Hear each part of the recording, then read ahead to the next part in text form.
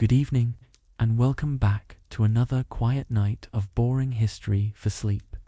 Tonight, we're not exploring battles, kings, or empires. Instead, we're turning towards something much simpler: the humble mirror. For centuries, people whispered that mirrors might do more than reflect light, that they could hold a piece of who we are. No ghosts, no curses, only the calm unraveling of an old belief that once fascinated the human heart. So find a comfortable spot, let your shoulders relax, and allow your mind to drift with me through the quiet reflections of history. I hope your evening has been peaceful so far. How are you tonight? From which country are you listening? And what time is it where you are right now? Whether it's the middle of the night or early morning, I'm truly grateful you're here. Before we begin, if this soft journey through history helps you rest, I'd be thankful if you'd like this video, subscribe, and turn on the little bell so you won't miss our next calm story. Let's begin. The mirror, such an ordinary object today, once carried an air of mystery. In the distant past, long before glass mirrors existed, people saw their reflections in rivers, still ponds, or polished stones. Imagine the first human bending down toward quiet water and suddenly meeting their own gaze.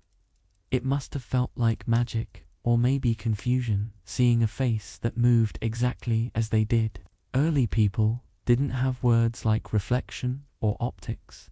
They only knew what they saw: an image that looked alive, a silent twin staring back. It wasn't fear, not yet. It was wonder. A quiet question that lived at the edge of understanding. If that is me, then what exactly am I? Across different lands, people found their own ways of explaining this strange sight. Some saw the reflection as part of the self, something that could move freely, like breath or thought. Others believed it showed an invisible essence that only the Almighty allows to exist within every human being. They didn't worship the reflection, but respected it as something that carried mystery from the one who created everything. Over time, polished metals replaced water. Bronze, silver, and obsidian were shaped and smoothed to catch light. A mirror in those times was rare, expensive, and fragile. It didn't reflect perfectly. The image shimmered, slightly distorted, like a dream. But even so, people felt drawn to it. They sensed that mirrors were not only tools, but also silent storytellers of the human face. As centuries passed, the mirror became part of daily life, yet the sense of unease remained. Looking at one's own reflection too long felt strange. People noticed how mirrors could seem alive in dim light, how they could echo the smallest movement. It wasn't about spirits or magic. It was about the human mind seeing life in stillness, the same way we see faces in clouds or shapes in firelight. This idea that a reflection might carry something deeper slowly grew into quiet caution. Some began to think that a mirror could hold a trace of what it saw, as though it remembered. When a person stood before it, often their reflection became part of its memory. To break a mirror, then, was not only to lose a possession, but to disturb that fragile connection. In small villages, mothers sometimes warned their children not to stare too long into the glass. They said it could steal away your sleep, or make you dream strange things. These were not threats, only gentle advice, lessons to teach humility and respect for what we don't yet understand. And perhaps that is what this story has always been about. Not fear of the mirror, but the quiet awareness that we are more than what we see. That our faces, like our reflections, are temporary, moving through time under the will of the Almighty, while our inner selves continue their unseen journey. Over many generations, the mirror's role began to change. It became not just a tool, but a quiet companion. People used it to prepare for the day, to adjust a garment, or simply to look into their own eyes before stepping outside. Yet, even as mirrors became ordinary, their quiet strangeness never fully disappeared. There was always something a little deeper in that calm, reflective surface, something that made people pause. Scholars and thinkers tried to explain this fascination. Some said it was because the mirror is one of the few things that shows us ourselves as others see us. Others believed it reminded people of time, of how faces age, of how moments pass, of how nothing in this world stays the same. The mirror became a teacher of patience, showing us the truth of life in silence. In many old homes, mirrors were placed where light could gently reach them, near windows or across from doorways. When the day faded, families sometimes covered them at night, not from fear, but from comfort. It was said that reflections should rest, just as people do. The act felt peaceful, like closing the eyes of the house before sleep. And in that simple tradition lies a beautiful thought, that even objects can carry stillness if we treat them with care. The mirror didn't trap souls. It merely reflected what the Almighty allowed us to see, our appearance, our emotions, our passing days. It reminded people that everything seen in this world is a temporary reflection, not the whole of what exists. As centuries moved on, science began to explain what mirrors truly are, surfaces that reflect light back at the same angle. The mystery seemed solved, yet the feeling remained. Even knowing the science, many still sense something calm, almost spiritual, when looking quietly into a mirror's surface. It's not superstition. It's a recognition of how deeply we long to understand ourselves. Artists and poets later found inspiration in that stillness. They painted mirrors not to frighten, but to question.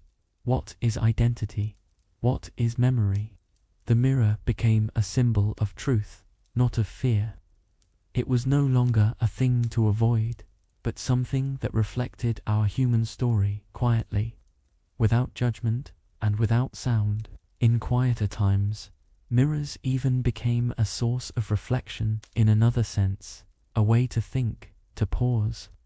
People would sit before them not to admire, but to consider, to notice how time leaves gentle marks on every face, and how kindness, gratitude, and patience bring light that no mirror can fade.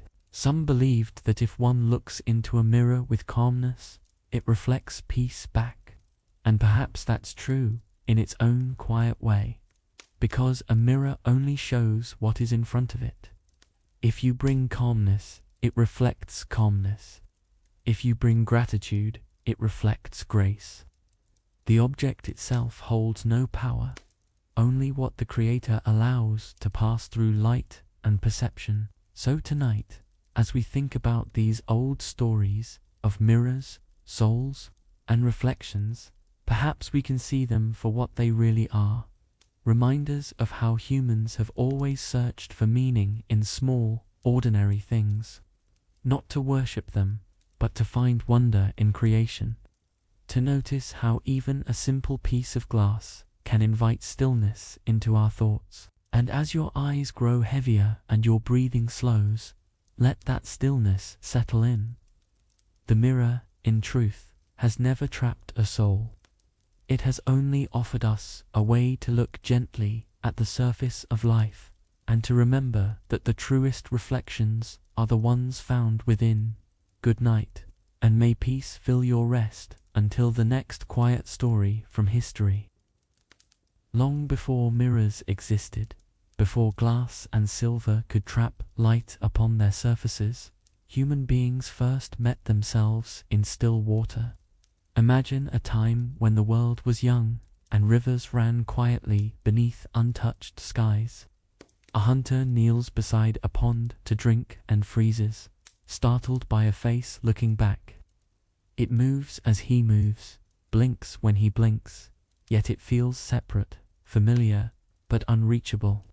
That simple, fragile moment might have been the birth of wonder.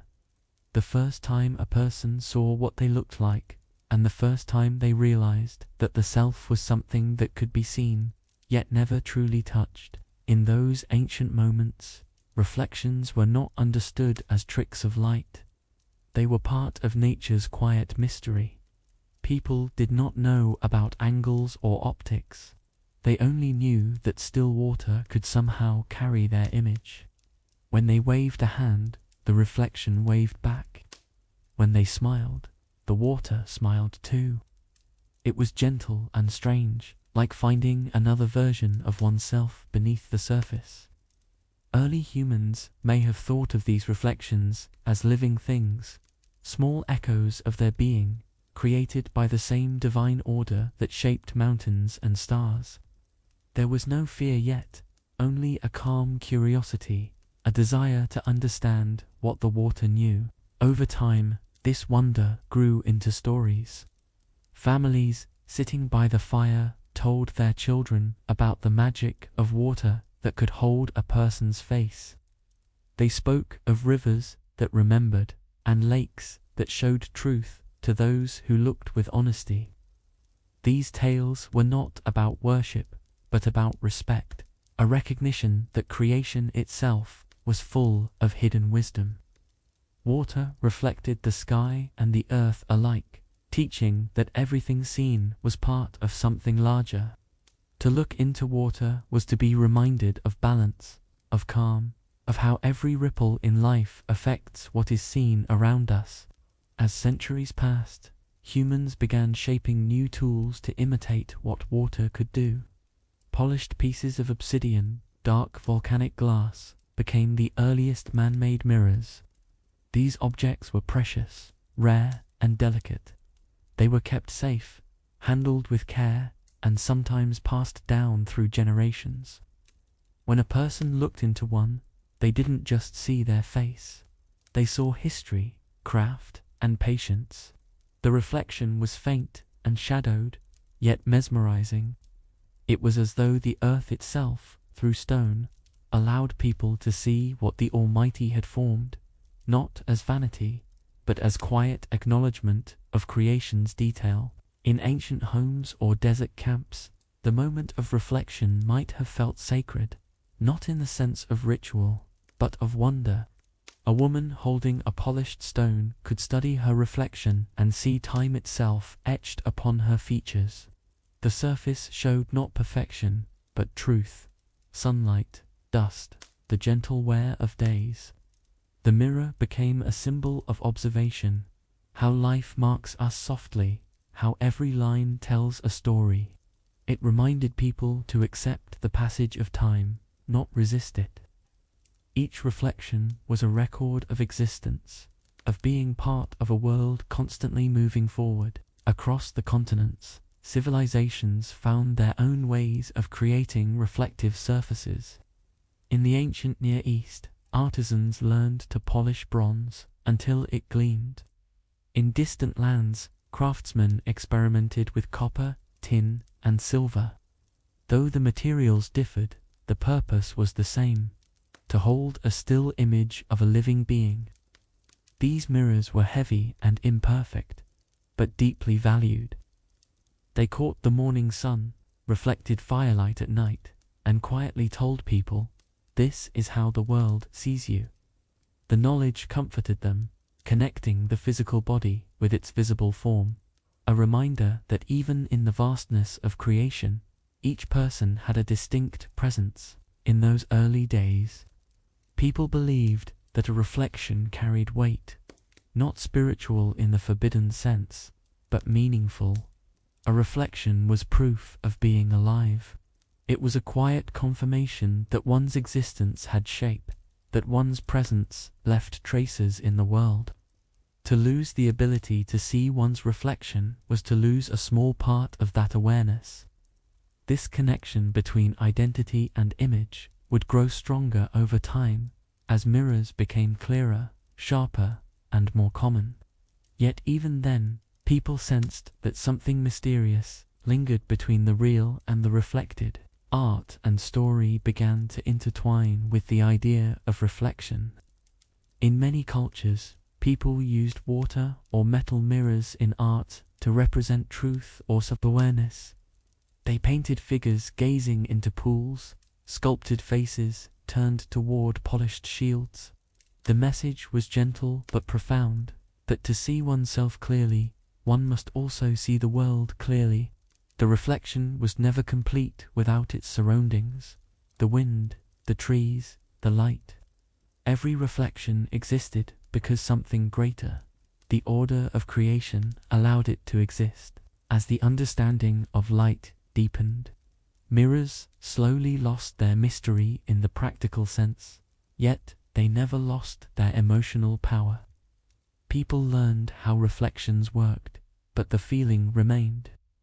A simple mirror could still draw wonder, the same quiet sense of recognition that those early humans must have felt beside the water. It wasn't about fear or superstition, it was about gratitude. The knowledge that, even in stillness, life continues to reveal itself in new ways, through light, shape, and the patient surface of reflection.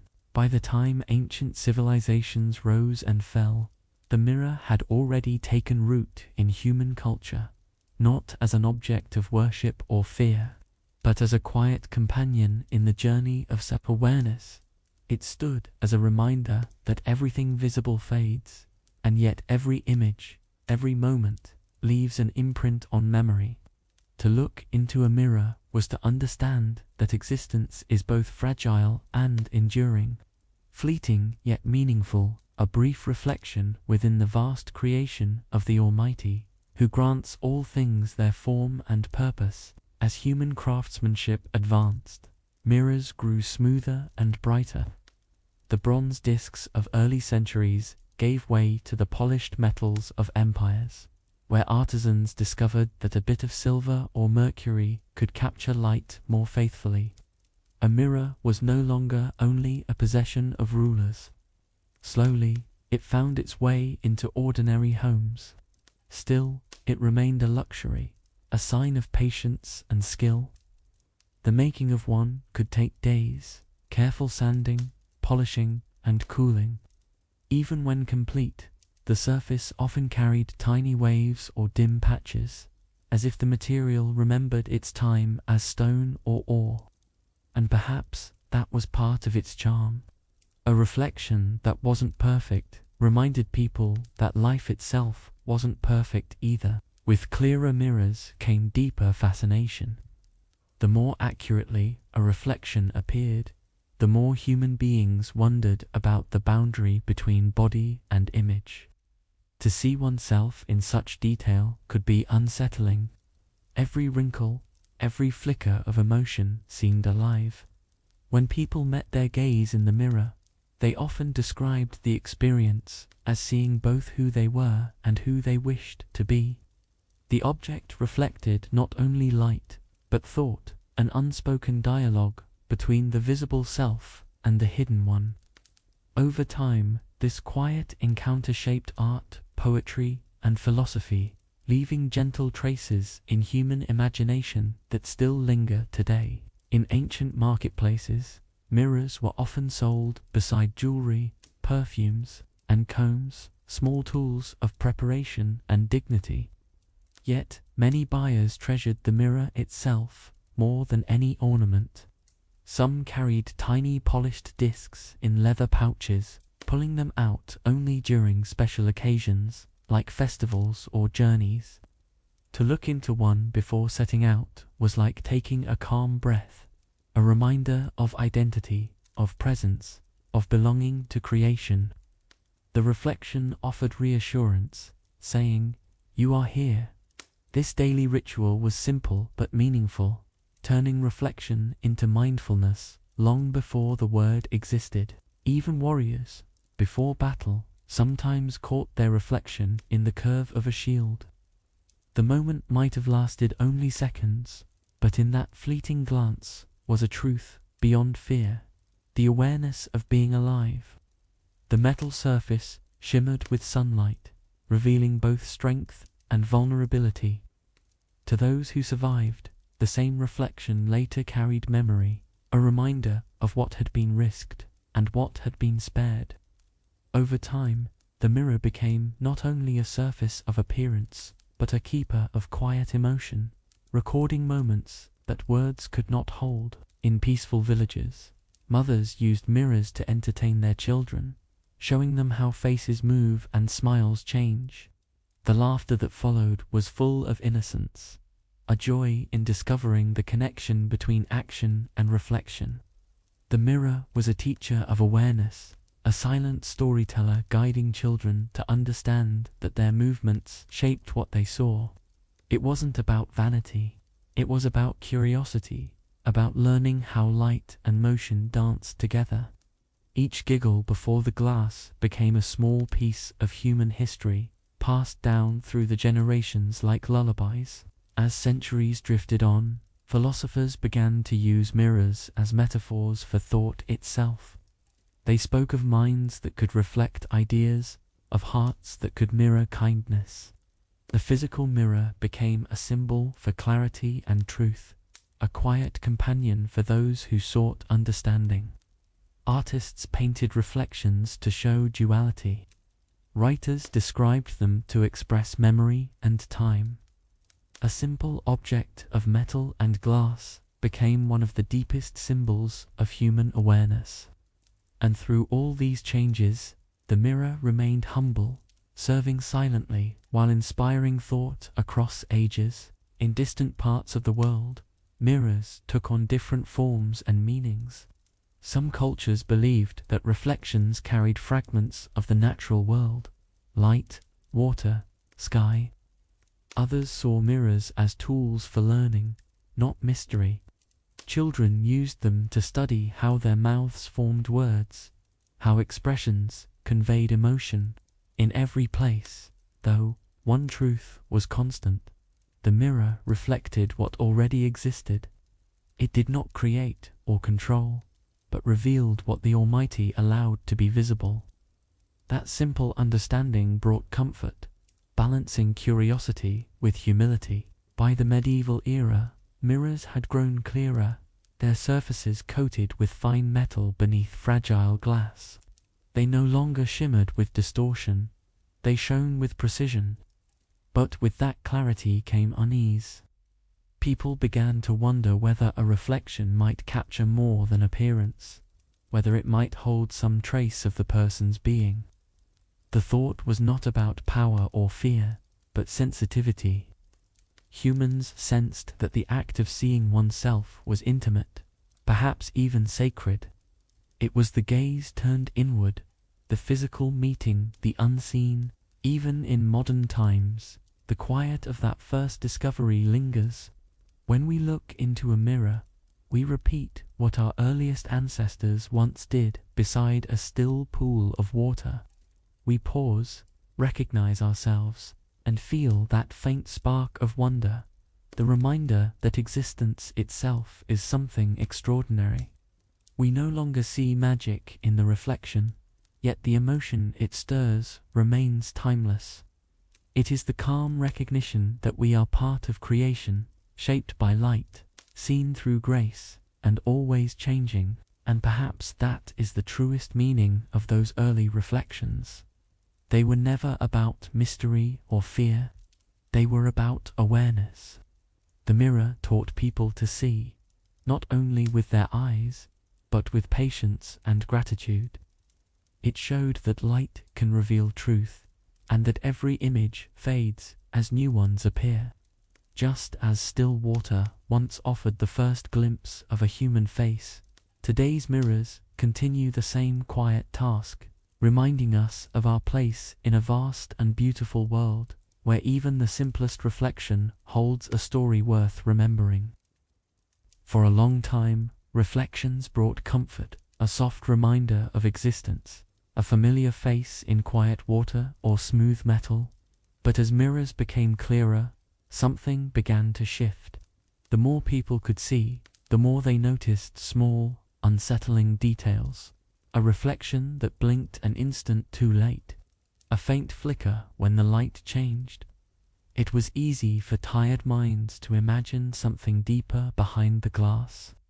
In dim candlelight, reflections seemed almost alive. That quiet unease didn't come from fear of the mirror itself, but from the strangeness of meeting one's own gaze and feeling, for a moment, that the image might be thinking back. When people looked too long into a mirror, they sometimes described a strange sensation, the feeling of being both the observer and the observed. The reflection followed every move, every breath, and yet it wasn't truly them. It was reversed, left for right, like another world almost overlapping this one. In darkened rooms, that reversal could feel uncanny. People began to wonder what a reflection truly was. Just light, or something unseen that existed only when watched.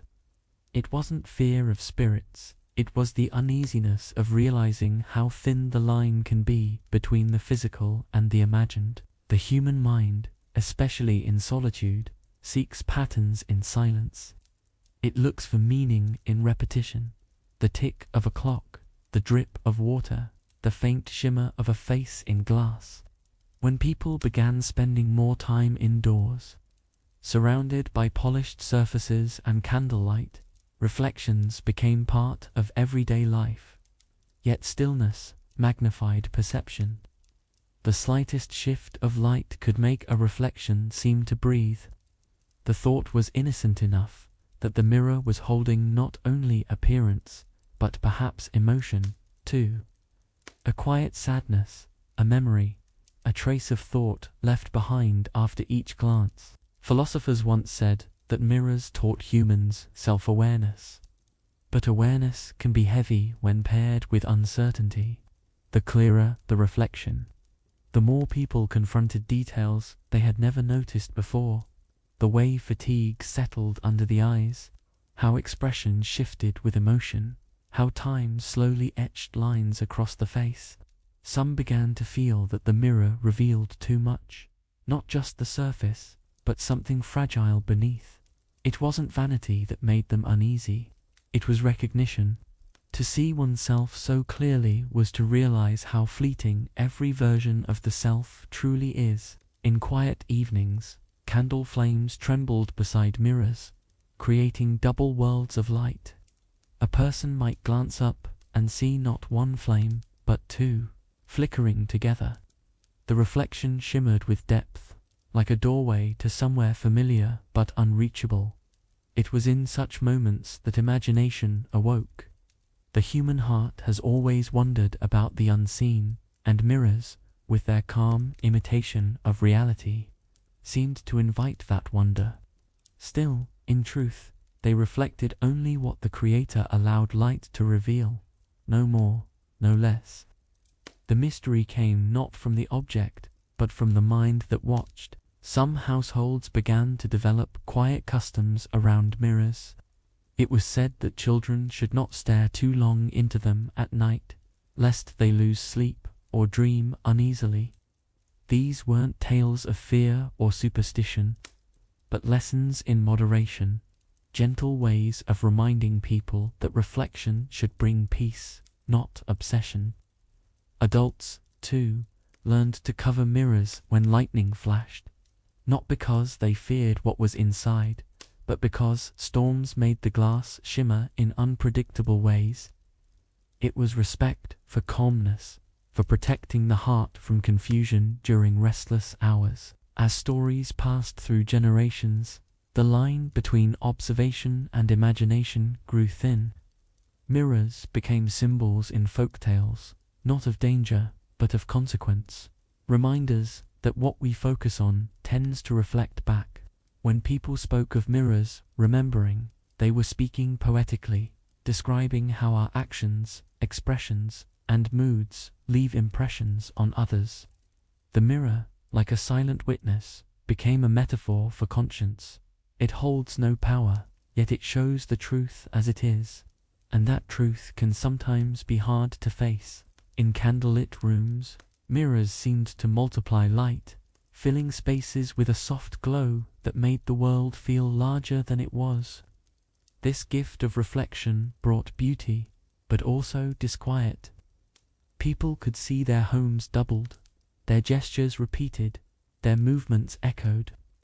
It was easy to imagine that reflections had a quiet life of their own, not magical, but emotional, shaped by memory and atmosphere. The stillness of night amplified everything: the sound of breathing, the faint hum of the flame, the glimmer of silvered glass, holding silence like a pool of water. Craftsmen who made mirrors often spoke of them with quiet pride. They understood the science, how light bounced, how surfaces curved, yet even they admitted that a perfect reflection carried something more than mere accuracy. It had presence. Standing before their finished work, they often felt humbled by how easily a surface could hold an entire world. They saw in it a lesson of patience. How long hours of polishing and smoothing could turn raw material into something that captured the essence of what passed before it, just as memory captures moments of life. And so, by the time mirrors filled homes across cities and villages, they had already gathered centuries of quiet emotion. They were not feared, but respected for their power to reveal, to remind, to make one pause. People no longer saw them as tools alone. They were silent storytellers, reflecting both the world outside and the world within. Every glance carried history, every reflection a whisper of time. And as the candlelight dimmed, people learned again what their ancestors by the rivers once knew: that to see oneself clearly is both comfort and mystery, a balance between the visible and the unseen. As time moved forward, the mirror slowly became more than a household object. It turned into a companion of thought, a reminder of how perception shapes understanding. In the morning, it greeted people with the calm certainty of routine. At night, it returned their tired faces, softened by the day's effort. Somewhere between those moments, people began to feel something deeper: that mirrors didn't just show the body, but the weight of memory. In a reflection, they saw laughter, fatigue, and traces of everything they had lived through. To stand before a mirror was to meet a version of oneself that changed each day, a quiet reminder that life moves forward even when the world feels still. Writers of the early centuries began to mention mirrors in their works, not as objects of superstition, but of philosophy. They compared them to thought itself, calm surfaces that reveal truth when kept clear, yet distort it when disturbed. The metaphor spread across cultures, teaching that a clear mind reflects understanding, while anger or pride cloud perception. Just as craftsmen polished glass, people were encouraged to polish their character. The mirror thus became a teacher, one that offered no words, only clarity. Its quiet presence suggested that truth could be seen by anyone willing to look with sincerity and humility. As cities grew busier and light brighter, the intimacy between people and their reflections changed again. Large mirrors began to hang in gathering places where many could see themselves at once. The reflection no longer belonged to one person. It became shared. People saw not only themselves, but others beside them, families, neighbors, strangers. In that shared reflection, there was a quiet lesson about community, how each life touches another, how every gesture ripples outward. What once seemed eerie, the multiplying of images, became a symbol of connection. Humanity, mirrored together, learned to see unity in repetition. There were still moments, however, when reflections stirred unease. Late at night, when the world fell silent, even the gentlest mind could imagine movement where there was none. The mirror, after all, held stillness perfectly. A single flicker of candlelight or the softest breath could create motion within it. To some, this hinted at mystery. To others, it reminded them of awareness, that life itself is filled with small changes that often go unnoticed. The reflection, in its stillness, revealed the beauty of patience and observation, the way calm light reveals detail where rush and noise would not. The passing of centuries turned the mirror into a vessel of culture and emotion. It captured not souls, but history, generations gazing into it, wondering about age, love, and identity. When people replaced their old mirrors with new ones, the older glass was often kept, not discarded. Its dim surface seemed to hold memory, as though time itself had softened its clarity. This wasn't superstition, it was sentiment. Each scratch, each dull shimmer, was a mark of human presence, a reminder that reflection, like memory, grows gentler with age. Some traditions encouraged covering mirrors during times of loss, not from fear, but respect. It was a way of acknowledging that reflection is tied to emotion. When hearts are heavy, seeing oneself can deepen sorrow. The cloth over the mirror became a gesture of mercy, allowing rest, allowing space to breathe. In that silence, people found comfort, believing that even in stillness, remembrance remained. The act reflected compassion, not fear, an understanding that grief, like reflection, needs softness to heal. Philosophers and travelers who wrote of their experiences often described mirrors as silent guides of contemplation. On long journeys, a small mirror might serve as the only familiar face one carried. Looking into it during lonely nights reminded them that presence is not lost in distance.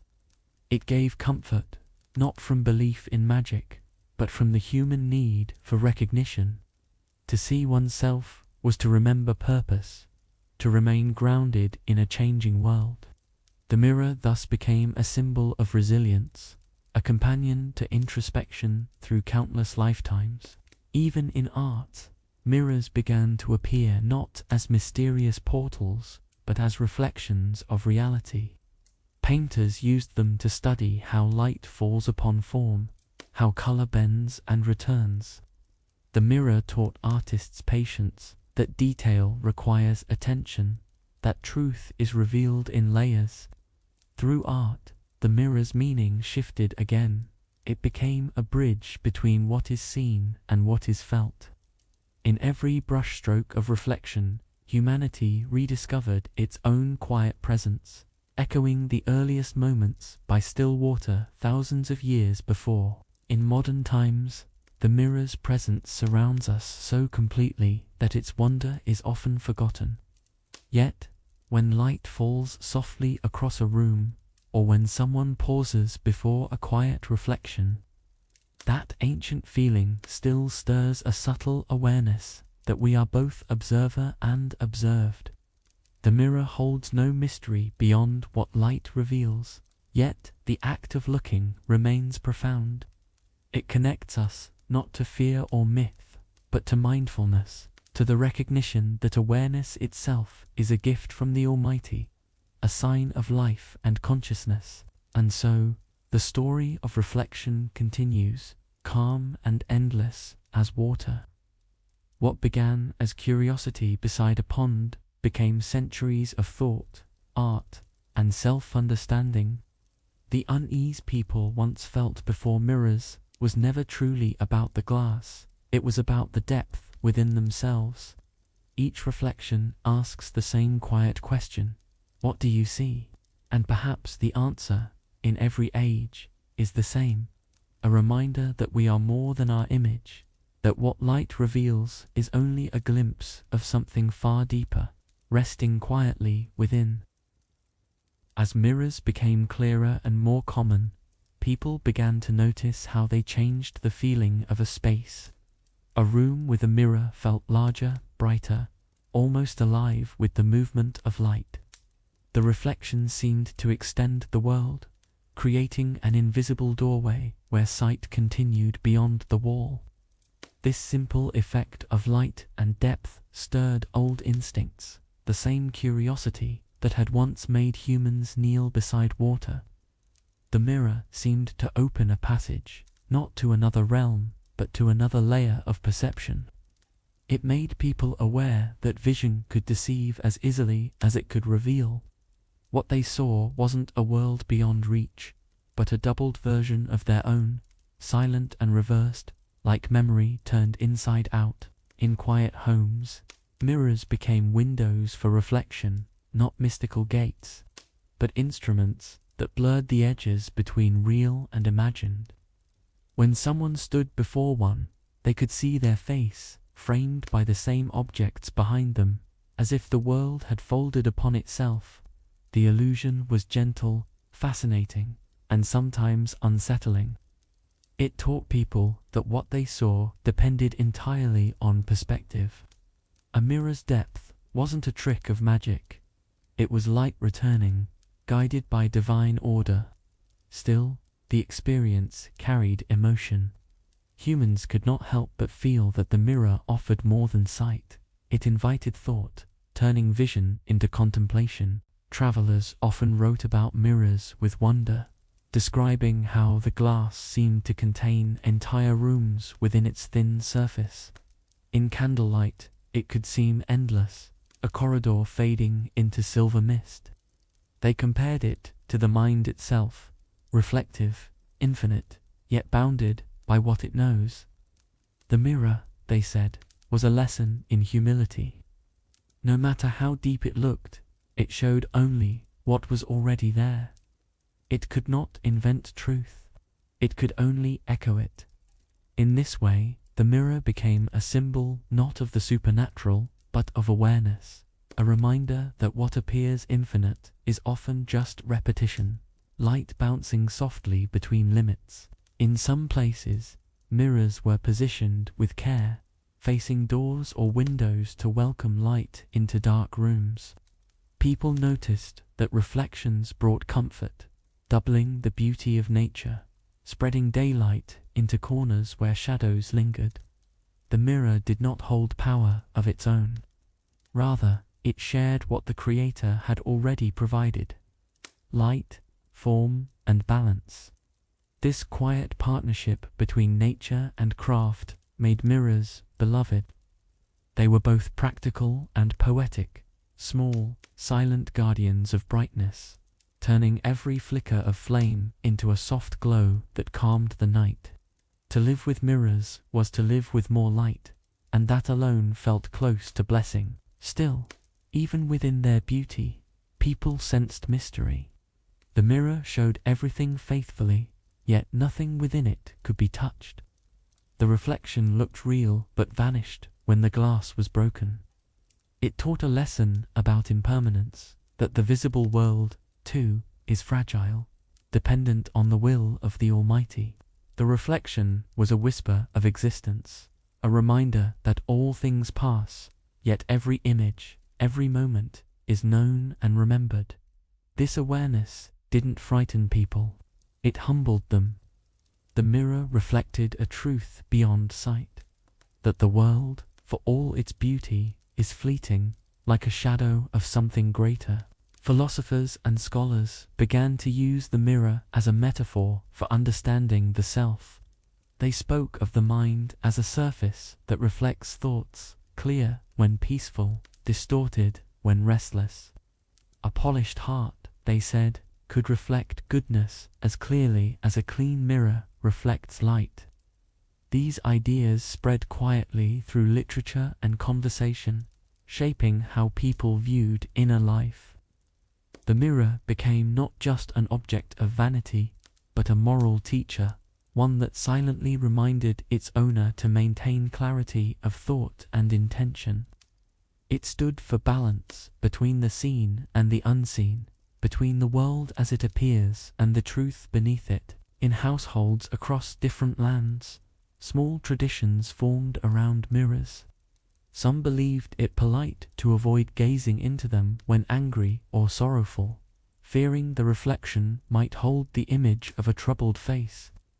This was not superstition, but mindfulness, an understanding that emotion leaves marks, even if only in memory.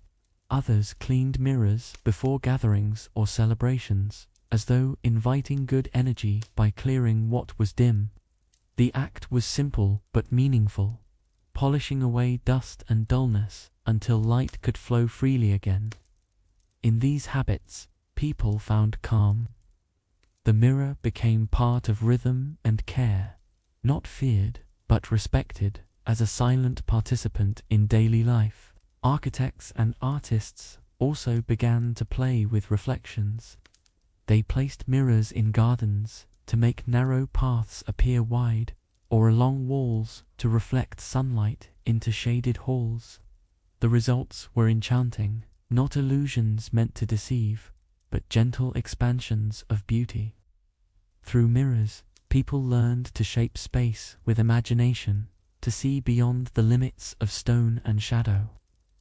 They didn't see reflections as separate worlds, but as complements, extensions of the real. A mirror made people notice light, and through light they rediscovered gratitude for the world as it is, full of harmony, symmetry, and calm balance. In writings from centuries past, some travelers described moments when a mirror, left in sunlight, seemed to shimmer as if breathing. These observations were not about the mystical, they were about the wonder of nature. Heat made the air move, bending the reflection, giving it life.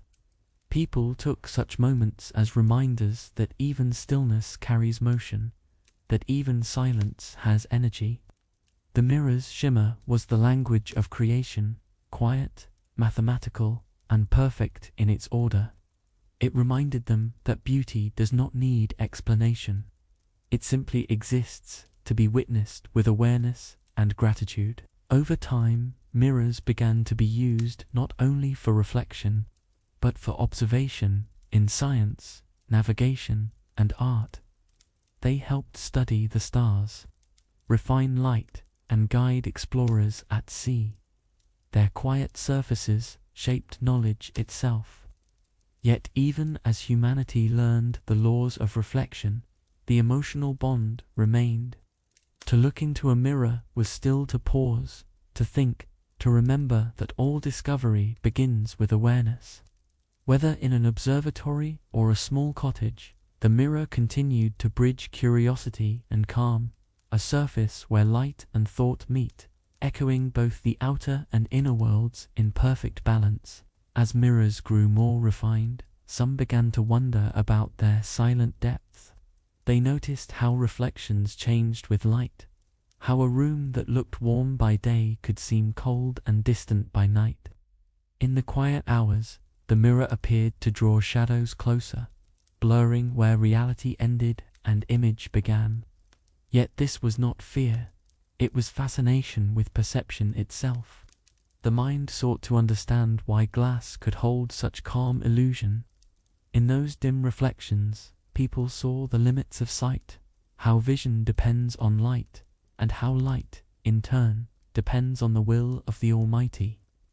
The mirror became a symbol of awareness, a thin, beautiful reminder that every boundary between seen and unseen exists only through the gift of perception. Artists of the classical age adored mirrors for that very reason. They used them not only to study detail, but to meditate on truth. A still reflection could reveal the honesty of light, showing shapes as they were, not as the mind imagined them. To paint from a mirror was to practice humility, to admit that human sight is always partial and incomplete. Many artists said the mirror was the most patient teacher they had, one that never praised, never criticized, only revealed. In its silence, they found purity, an image untouched by ego, a reflection guided purely by nature's order and divine precision. In the quiet rhythm of domestic life, mirrors often held a role beyond beauty. They marked transitions, morning routines, evening calm, moments before rest. To glance at a mirror before leaving home was to prepare the heart as much as the face. It reminded people of the person they presented to the world and of the calm they wished to carry within. When returning at night, that same mirror greeted them with weariness and peace, reflecting both labor and patience. The cycle repeated endlessly, gentle as breath. The mirror became a companion of constancy, always there, always honest, quietly mirroring the passage of days under the unchanging rhythm of time. Over centuries, the mirror's relationship with faith and philosophy intertwined subtly. Scholars wrote that mirrors, like knowledge, require purity to function. A dusty mirror distorts an image. A distracted mind distorts truth. This comparison spread widely, turning the act of cleaning a mirror into a symbolic reminder of reflection and renewal. It wasn't about superstition. It was about clarity of mind, of intention, of heart. Each stroke of the cloth across glass became an act of patience. When the surface gleamed once again, people felt peace, as though the world had been restored to order. In that simple motion, they practiced mindfulness long before the word existed. In libraries and studies, mirrors often hung beside windows to multiply light, helping readers work through long evenings. The reflection of a candle doubled the brightness, creating the illusion of abundance where little existed. It was a practical miracle, a reminder that wisdom too grows through reflection. Knowledge expands when shared, just as light doubles when reflected. The mirror's quiet presence became part of learning itself, a symbol of illumination, not mystical light, but the clear, steady light of understanding. Scholars who wrote through the night would sometimes pause, glimpse their own reflection, and feel comforted, the face of effort looking back, softened by glow. Craftsmen who made mirrors took great pride in their art. It was a delicate process, grinding, polishing, coating, all performed with patience. The tiniest flaw could distort a reflection, teaching the maker humility with every piece of glass. Many said the craft required calm hands and a calm heart, for the surface could only mirror stillness if made in stillness. Their work became an act of devotion, not worship of the object, but respect for creation. Every finished mirror was a small triumph of harmony between human effort and natural law. The result, an artifact that turned the invisible dance of light into something tangible, simple, and beautiful. In ancient palaces and quiet cottages alike, mirrors witnessed countless moments, laughter, preparation, solitude. Though they could not feel or remember, people often spoke as though they did, as though the glass held a quiet awareness of everything it had reflected. This gentle illusion of memory made mirrors poetic companions to life. When families passed them down, it wasn't for their material value, but for the sense of continuity they carried. The same surface that once reflected ancestors now reflected descendants. The mirror became a silent link between generations, joining past and present in the gentle light of recognition. During times of uncertainty, mirrors also reminded people of presence, of being here, now. In their still depth, they showed not only the face, but the breath, the pulse, the life within. To look into a mirror during hardship was to reaffirm existence, to remember that even when the world felt fragile, one remained part of it. The reflection did not promise answers, but it offered calm, a surface of truth amid the noise of thought. Through it, people learned that clarity begins with stillness, and that peace, like reflection, often arrives when one learns to simply be. As science advanced, mirrors took on new roles. They guided telescopes toward the heavens, helped physicians study the unseen, and shaped technology that changed the world. Yet even in this progress, their symbolism endured. Whether reflecting starlight or candlelight, they performed the same humble task, revealing what is already there.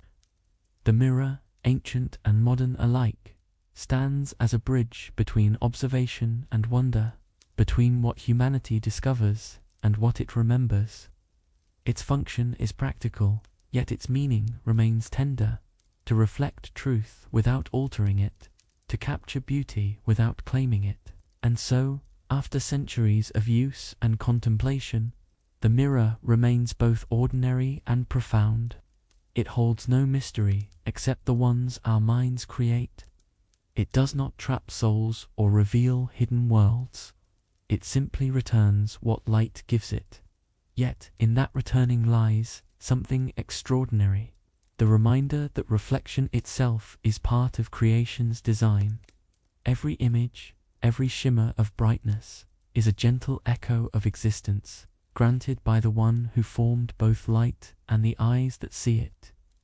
In that understanding, the mirror finds its peace, and so do we. Throughout history, certain customs arose from the need to bring calm to moments of loss. Among them was the quiet practice of covering mirrors after someone had passed away. To the modern mind, it may sound mysterious, but at its heart, this act was an expression of respect, a moment of stillness for both the living and the reflection. In many cultures, mirrors symbolized awareness, and when life left a home, people believed that awareness, too, should rest. Draping a cloth over the mirror was not an act of fear, but one of gentleness, a way of pausing the gaze of the household so grief could unfold in peace, without the noise of self-consciousness or the echo of movement. In homes where this tradition was practiced, the covering of mirrors followed immediately after a loss. The family would dim the lights, lower their voices, and gently hang dark fabric over the reflective surfaces. The room grew quieter, softer, as though wrapped in thought. This stillness provided comfort. In such moments, mirrors were no longer tools of vanity or light. They became reminders of presence, of time, of the passing from one state of being to another. The covered mirror was a symbol of pause, acknowledging that the human heart needs quiet to heal, and that even the reflection deserves rest during sorrow. The origin of this custom stretched back to times when mirrors were seen as observers of daily life. People noticed how mirrors reflected not only the face, but the emotion behind it. A joyful moment brightened the reflection, grief darkened it. So when loss entered a home, the mirror, too, seemed to carry that weight. Covering it was a gesture of empathy, not for the object, but for those left behind. It allowed the family to turn inward, free from distraction. Without mirrors, they faced their feelings honestly, remembering that grief is not something to hide from light, but something to soften within silence. In some old writings, this practice was explained simply. Mirrors held memories, not in a supernatural sense, but because they had watched the same faces for years. When someone departed, their reflection would never appear there again. That absence carried emotion. The cloth, then, was a way to mark change, to honor the space once shared. It was similar to setting aside a chair or leaving a candle burning. Every culture finds its own symbols for remembering, and the mirror, with its fragile connection to identity, naturally became one of them. Its covering was a way to say farewell, to draw a gentle line between memory and the present. The act of covering also protected the grieving. In times of loss, faces often reveal exhaustion, tears, and pain. Seeing oneself in that state can deepen sorrow. The covered mirror offered mercy. It said, "Rest now. You don't need to look." Families who practiced this found peace in the gesture. It brought unity, a shared understanding that mourning requires quiet. The reflection would wait. When the heart was ready, the cloth could be lifted, and life would return to its rhythm.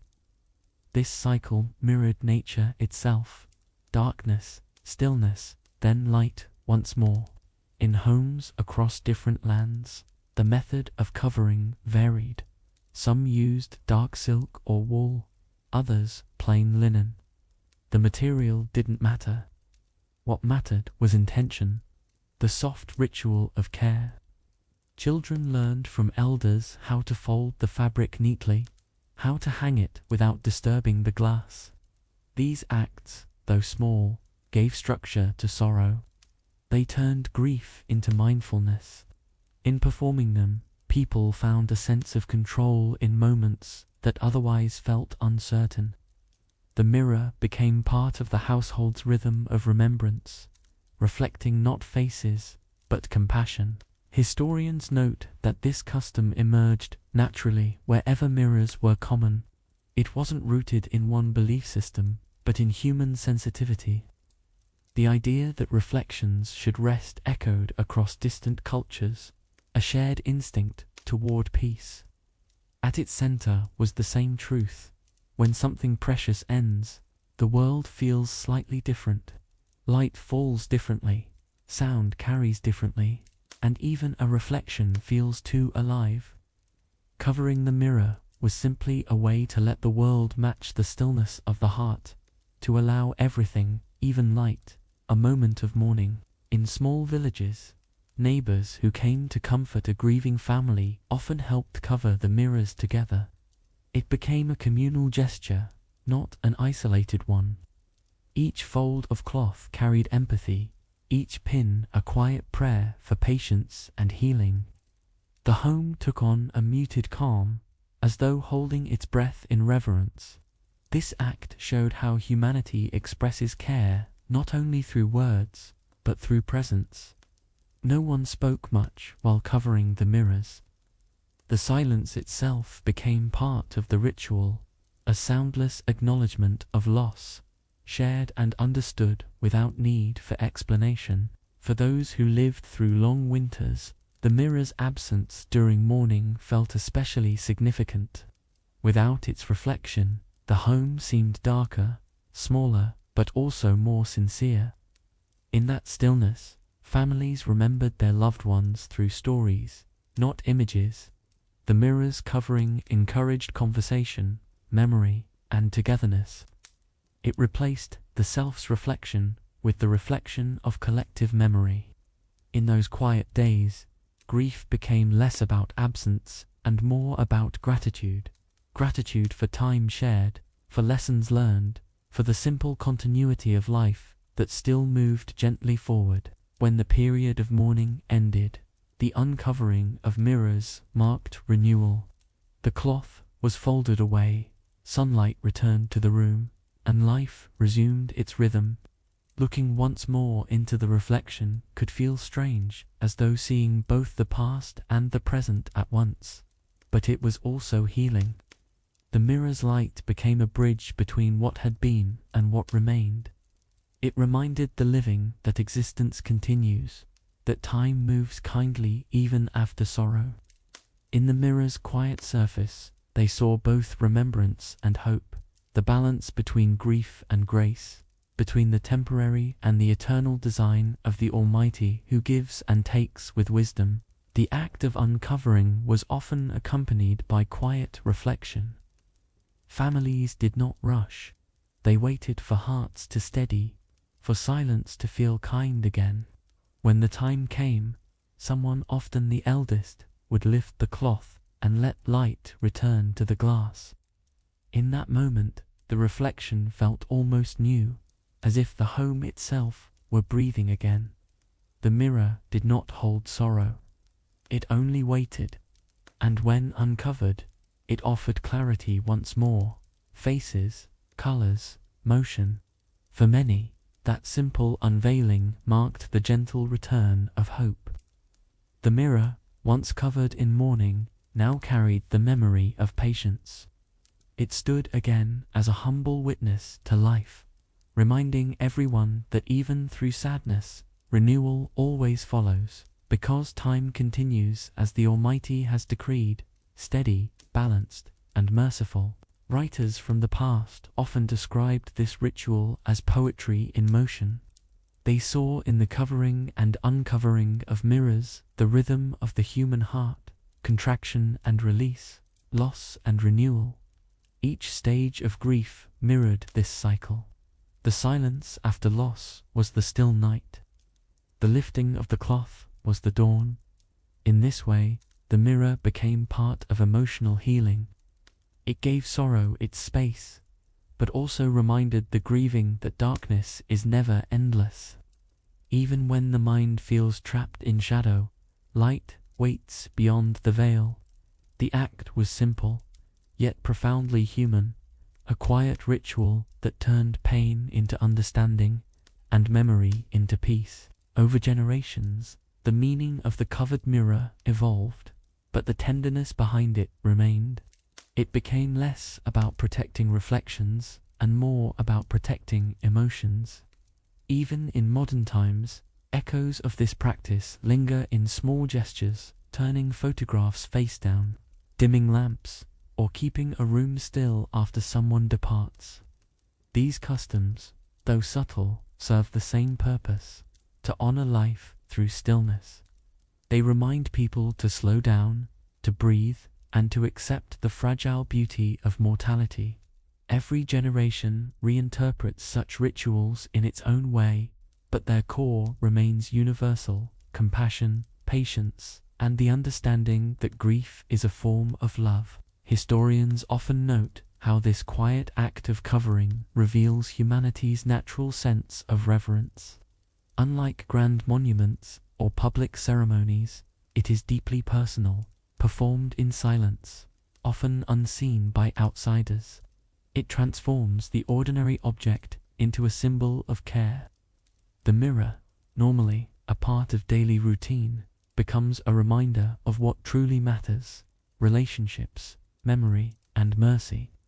Through these small acts, people expressed what words could not.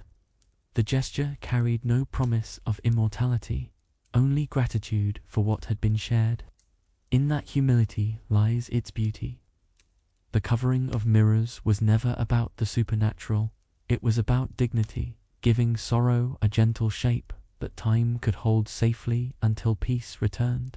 In some places, travelers wrote about entire communities sharing the practice. When someone in the village passed away, neighbors helped each other cover mirrors, draw curtains, and light small lamps. The repetition of these acts across homes created a rhythm of compassion, a collective acknowledgement of life's fragility. There were no loud displays, only presence, soft footsteps, murmured comfort, shared silence. People understood instinctively that grief was lighter when carried together. The covered mirror in each home symbolized shared humanity, a reflection not of faces, but of unity. In that stillness, communities found strength, proving that compassion is the light that endures when all else dims. In the written accounts of travelers, many described how the mirror, once uncovered, seemed to glow differently, as if aware of its long rest. Of course, this was only perception, the human heart projecting its emotion upon the world. But that projection itself revealed something beautiful. It showed that even through sorrow, people seek signs of renewal, traces of light. The returning reflection did not erase grief. It simply stood beside it, quiet and understanding. Like morning sunlight across dew, it whispered that life, too, renews itself in small, patient ways. The mirror's return to light symbolized acceptance, not forgetting, but carrying memory with gentleness. Some scholars interpreted the custom as a reflection of humility, a reminder that everything visible belongs to the passage of time. When a person departs, the reflection of their life remains in memory, not in glass. Covering the mirror helped separate the image from the essence, the temporary from the eternal. It was an act of acknowledging that no reflection, however vivid, could contain the soul or the meaning of existence. The cloth over the mirror symbolized this truth quietly. It said, "What matters most cannot be seen, only remembered, only felt. Such understanding deepened with every generation, giving the gesture quiet endurance even as beliefs and customs changed. The practice also reminded people of gratitude. During mourning, the absence of reflection drew attention to life's subtle gifts, light, motion, and presence.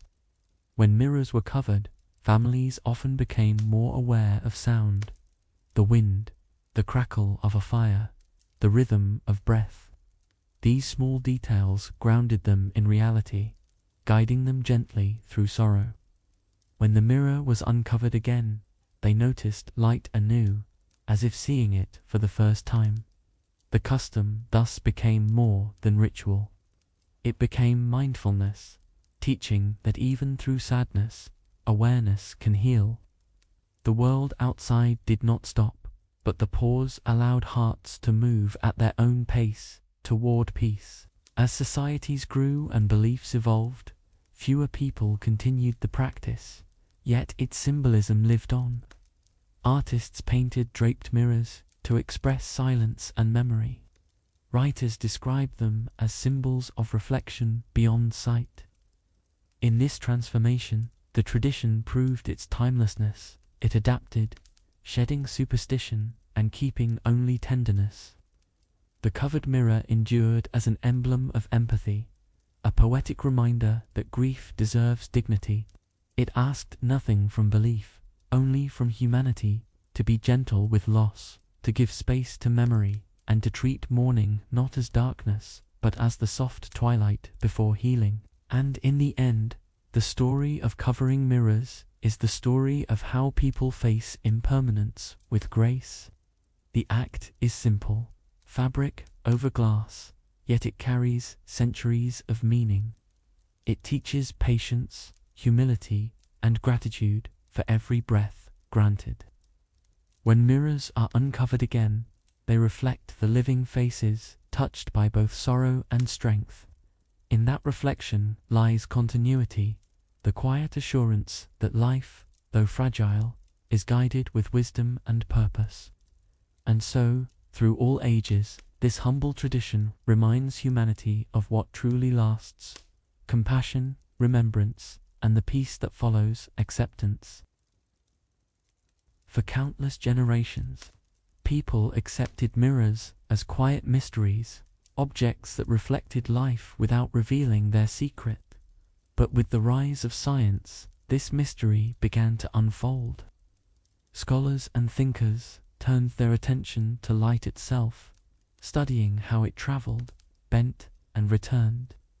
They discovered that reflections were not whispers of the unseen, but patterns of energy obeying natural laws. It was a revelation, yet a gentle one. Rather than destroying wonder, it deepened it. The realization that light could reveal both the outer and inner worlds reminded humanity of the precision and balance of creation. Understanding the mirror's function did not lessen its beauty. Instead, it turned awe into gratitude for every law that governs reflection, for every beam that travels across space, returning faithfully to the eye that sees. As knowledge expanded, mirrors became tools of study rather than mystery. Scientists used them to explore how vision works, to understand the way eyes receive light and form images. With careful experiments, they proved that reflection was simply the angle of light bouncing off smooth surfaces. But in that simplicity lay perfection. The exactness of reflection revealed order. A system so consistent it could be trusted across oceans and centuries. Through mirrors, people charted stars, built telescopes, and explored the heavens. The same object, once thought capable of trapping souls, now helped humanity observe galaxies. What had once inspired fear became a bridge to knowledge, a clear example of how truth removes confusion while preserving wonder. The more people learned, the more they realized how much they had yet to understand. Mirrors taught that perception depends entirely on light, that we see only what light allows. The discovery carried a quiet humility. It reminded thinkers that vision, like understanding, is a gift, not a guarantee. Even the clearest mirror cannot reflect what lies in darkness. This truth echoed deeply across philosophy and faith alike. That knowledge has limits, and that unseen realities remain known only to the Almighty. For the scholar polishing his lenses, this awareness was not discouraging. It was comforting. A reminder that human discovery walks hand in hand with divine order, each reflection a fragment of a greater design. As scientific explanations spread, the old myths surrounding mirrors began to fade. Yet, curiously, they never disappeared entirely. The mind, after all, is drawn to mystery. Even knowing the laws of reflection, people still felt something quietly alive in the glass. The mirror's ability to hold a moving image within stillness remained hauntingly beautiful. Logic could explain the how, but not the why. Why it still moved people to reflection, why it still inspired stories. Science answered the mechanics, but emotion kept the poetry alive. Thus, the myth of the mirror survived, not as superstition, but as metaphor, a way for humanity to express the depth of seeing oneself, both clearly and imperfectly, in the light of truth. Philosophers found new meaning in this coexistence of reason and imagination. They saw in the mirror a symbol of balance between knowledge and mystery, fact and feeling. To them, the polished surface represented both the limits and the power of human thought. You can study the reflection, but you cannot step inside it. You can measure its angles, but not capture its essence. This realization brought humility. It showed that understanding the laws of nature does not remove wonder, it enhances it.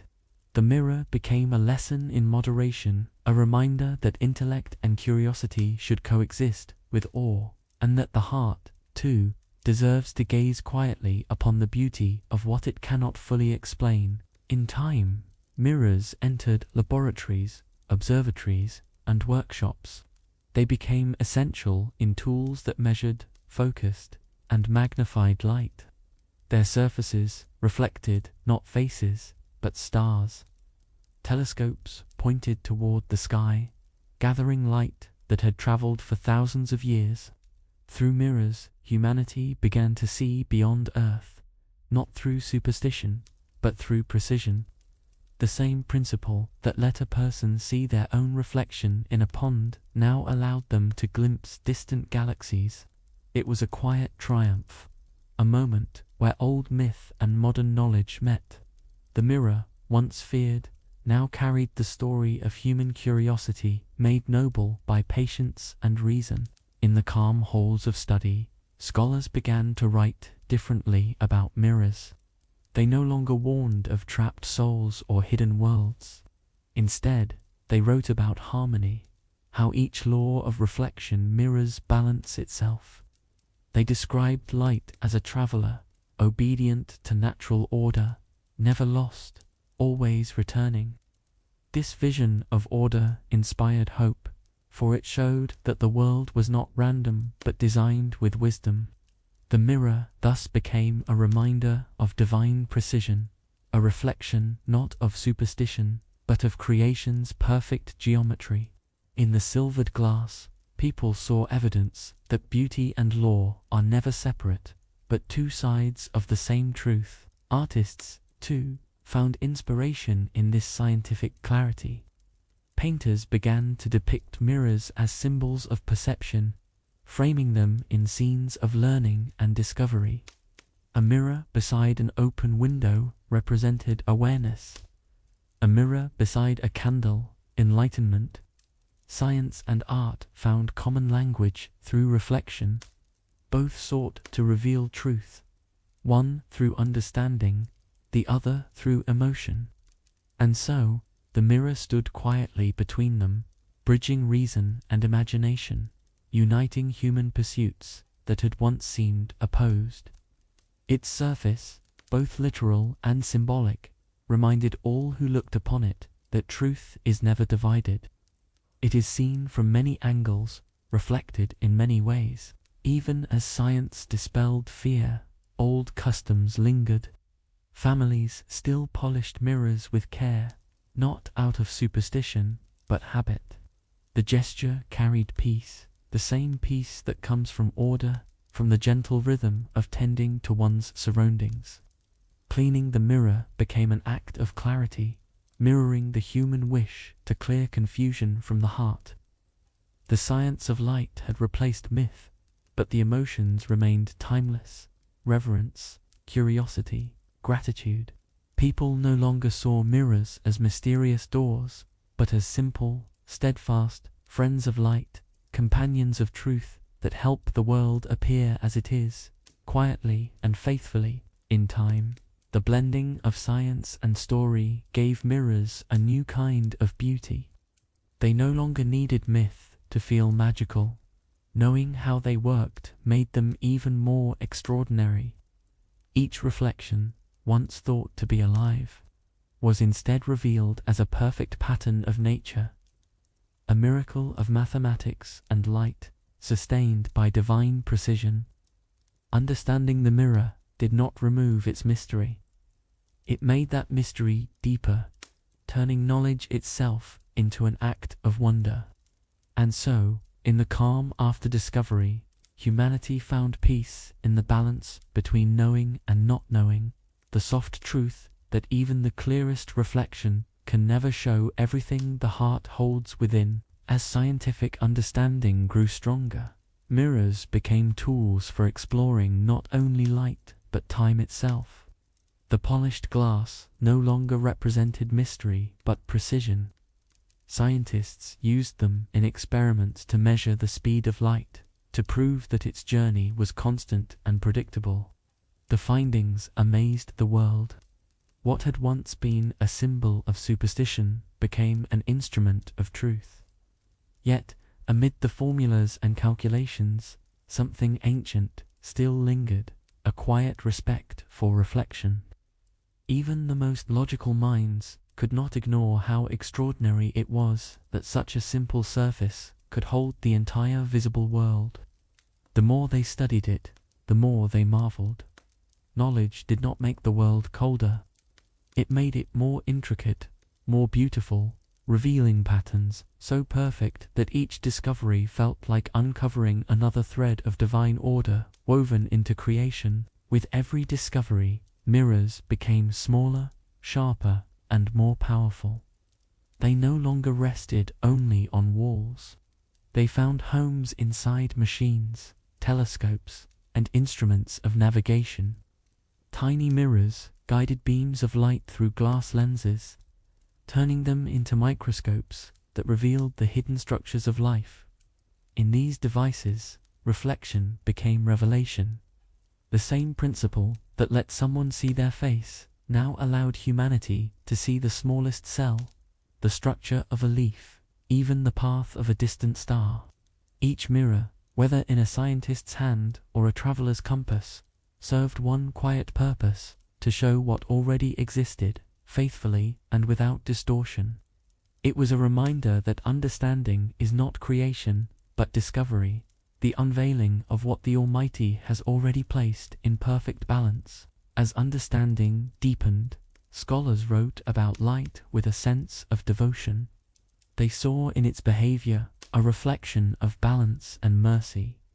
Light illuminated without discrimination. It revealed all things equally. To them, this was not only a scientific truth, but a moral one. Just as light reflects what it touches, the human heart reflects what it holds. A clean heart, like a polished mirror, returns light in purity. A troubled one scatters it into confusion. These writings turned scientific fact into timeless wisdom, lessons about humility, clarity, and care for one's inner state. The mirror, once studied in temples and laboratories alike, became a universal metaphor. To know the world, one must also learn to see clearly within oneself. Even in the most advanced cities, people still kept mirrors not only for use, but for presence. A well-placed mirror calmed a space, spreading light evenly, bringing symmetry and grace. It served no ritual purpose. It simply balanced the room. In its quiet reflection, people found serenity, a small order amid the noise of life. The same laws that guided the stars also guided the play of sunlight across a wall. This realization soothed them. Every reflection, whether in glass or water, became a reminder that creation follows harmony. The world was no longer divided between the seen and the mysterious. Both were parts of one design, both crafted under the same truth that governs everything that exists. Still, old habits of imagination lingered at the edges of understanding. Even as science explained the world, people continued to tell stories about mirrors, not of fear, but of feeling. In art, literature, and dreams, reflections still symbolized memory, truth, and self-awareness. The human heart, it seemed, needed these symbols. They gave depth to reason, turning fact into meaning. The persistence of such imagery showed that knowledge and imagination were never enemies. They were reflections of each other, one showing how things work, the other why they matter. The mirror thus lived on as both tool and muse, joining intellect and emotion in quiet harmony. Just as light joins clarity and beauty in every reflection it creates, the greatest thinkers of the age began to use mirrors to demonstrate universal laws.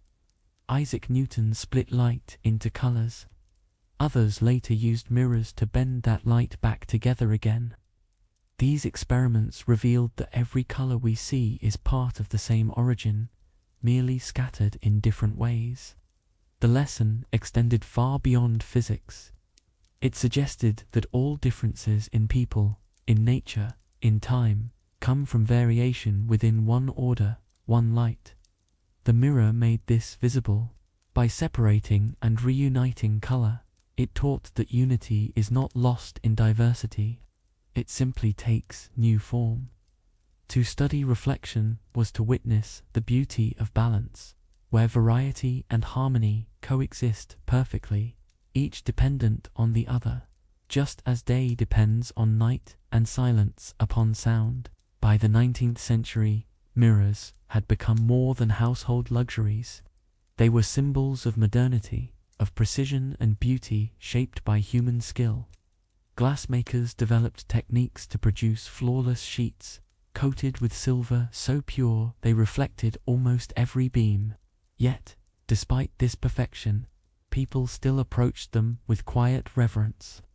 A flawless mirror revealed everything, both beauty and imperfection, and that honesty humbled the heart. Some even felt uneasy in front of it, as if reminded that truth, however clear, is sometimes difficult to face. In this way, science returned people to a familiar lesson, that knowing more about the world does not remove emotion from it, but deepens it, blending awe with understanding. In literature, the mirror's transformation became a symbol of enlightenment itself. Writers spoke of the world as a reflection of knowledge, every discovery like a light falling upon previously unseen corners. Poets described humanity polishing the mirror of reason, hoping to see creation more clearly. They warned, however, that clarity required care, too much pride, and the mirror would cloud again. The metaphor spread widely, reminding readers that true understanding begins with humility. Just as mirrors reflect light without claiming it, knowledge, too, should be held lightly as a gift, not a possession. To study the world was to trace the wisdom already placed within it, not to command it. In homes, the mirror quietly reflected all these changes. Its presence became ordinary, yet its meaning remained. Children learned about light in school. Parents cleaned their mirrors with the same gentle care their grandparents once showed. Science had explained everything about reflection, and yet, standing before a mirror still invited a pause, a moment of thought. No matter how familiar, the act of seeing oneself remained powerful. It reminded each person that existence is both visible and unseen. Body and breath, light and consciousness, all sustained by divine will. The mirror's beauty endured because it reflected not magic, but truth. And so, by the time the world fully embraced science, the mirror had completed a remarkable journey. Once a symbol of myth and fear, it became a tool of discovery and reflection, both literal and spiritual. It stood at the crossroads of reason and wonder, where human curiosity met the order of creation. The myths had faded, yet their quiet poetry survived, reminding people that explanation does not destroy beauty. Understanding how reflection works does not erase its meaning, it multiplies it. For in every beam of light, in every quiet image returning from glass, there remains the same ancient truth that knowledge, gratitude, and humility will always walk together, just as light and reflection always do. As science revealed the laws of reflection, artists and dreamers found new inspiration within them. What scientists saw as light and angles, artists saw as metaphor, a bridge between what is real and what is imagined. In the quiet of their studios, they studied how reflections softened the world, how a mirror captured both truth and illusion at once. For painters, the mirror became a teacher of perspective. For poets, a symbol of memory. It allowed art to explore what science had explained, that all beauty comes from balance, and that perception is shaped by light. Artists found peace in this idea.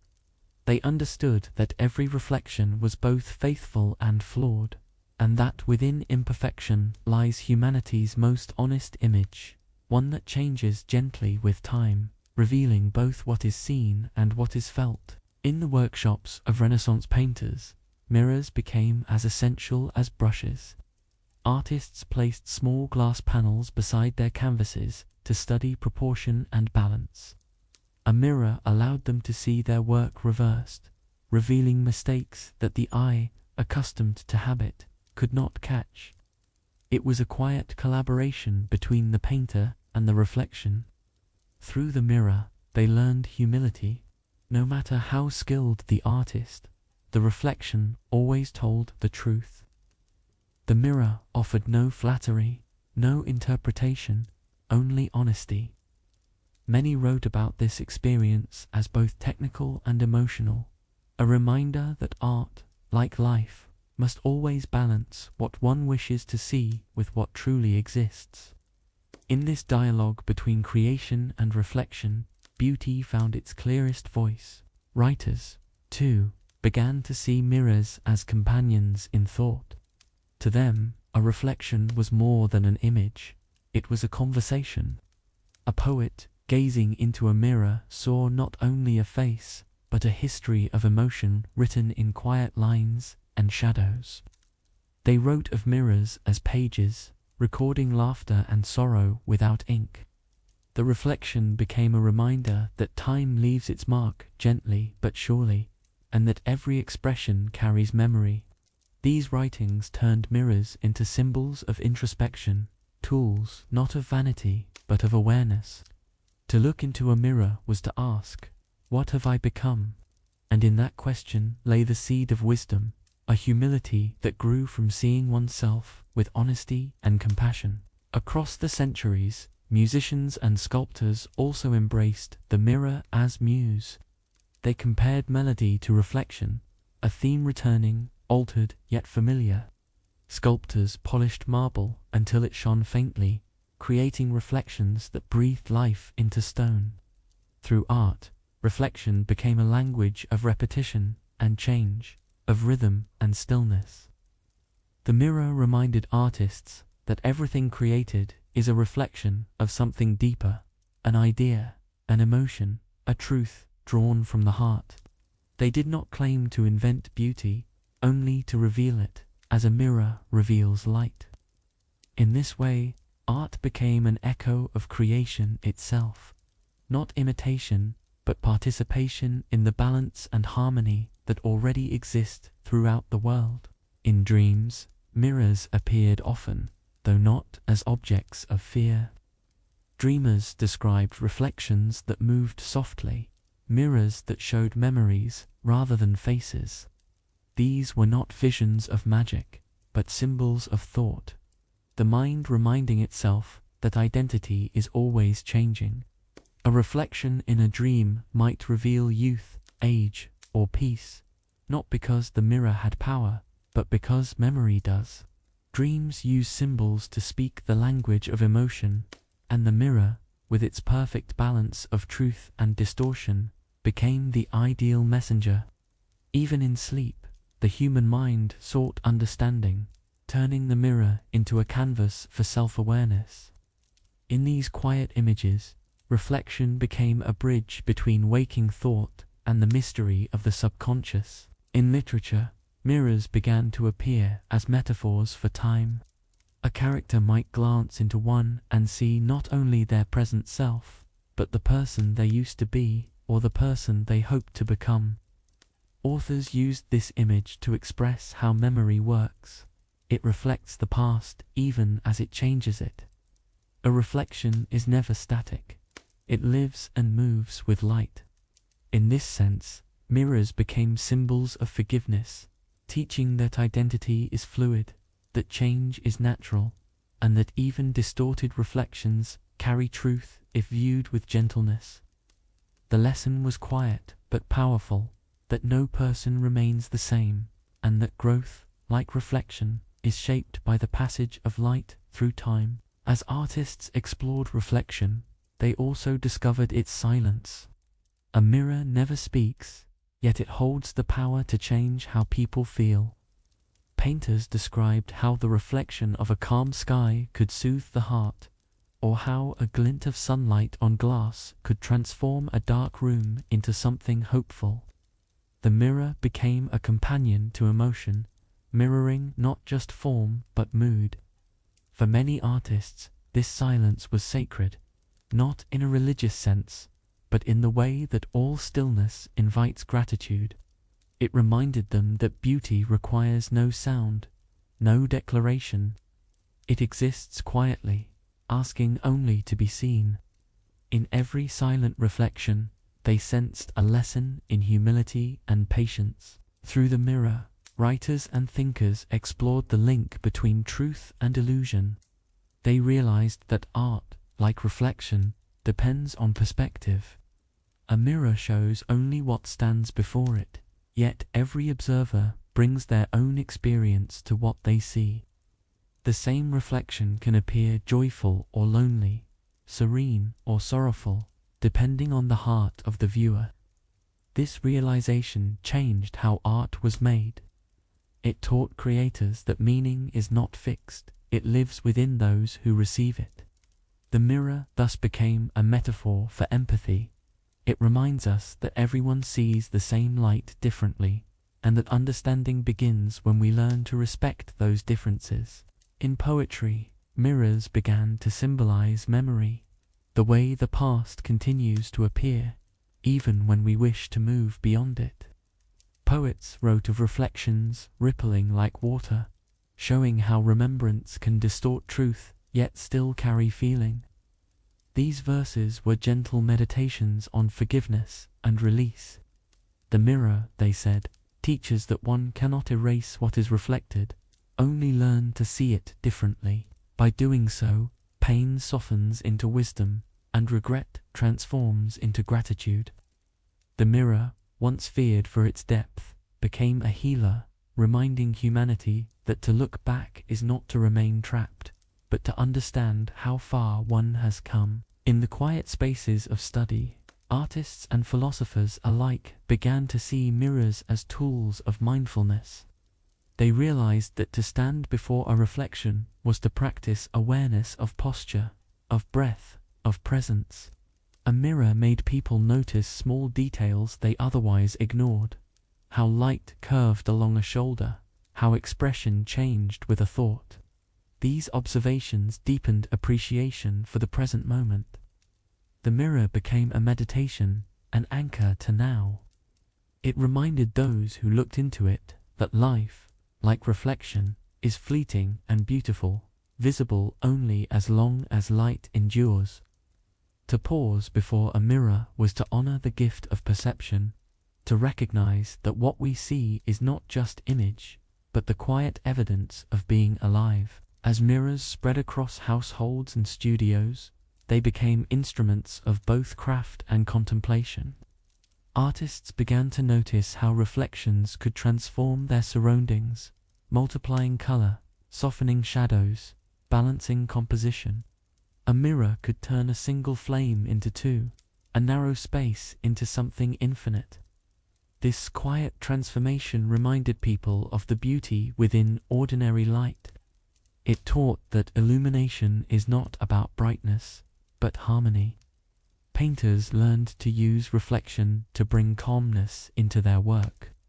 Architects used it to open spaces without walls.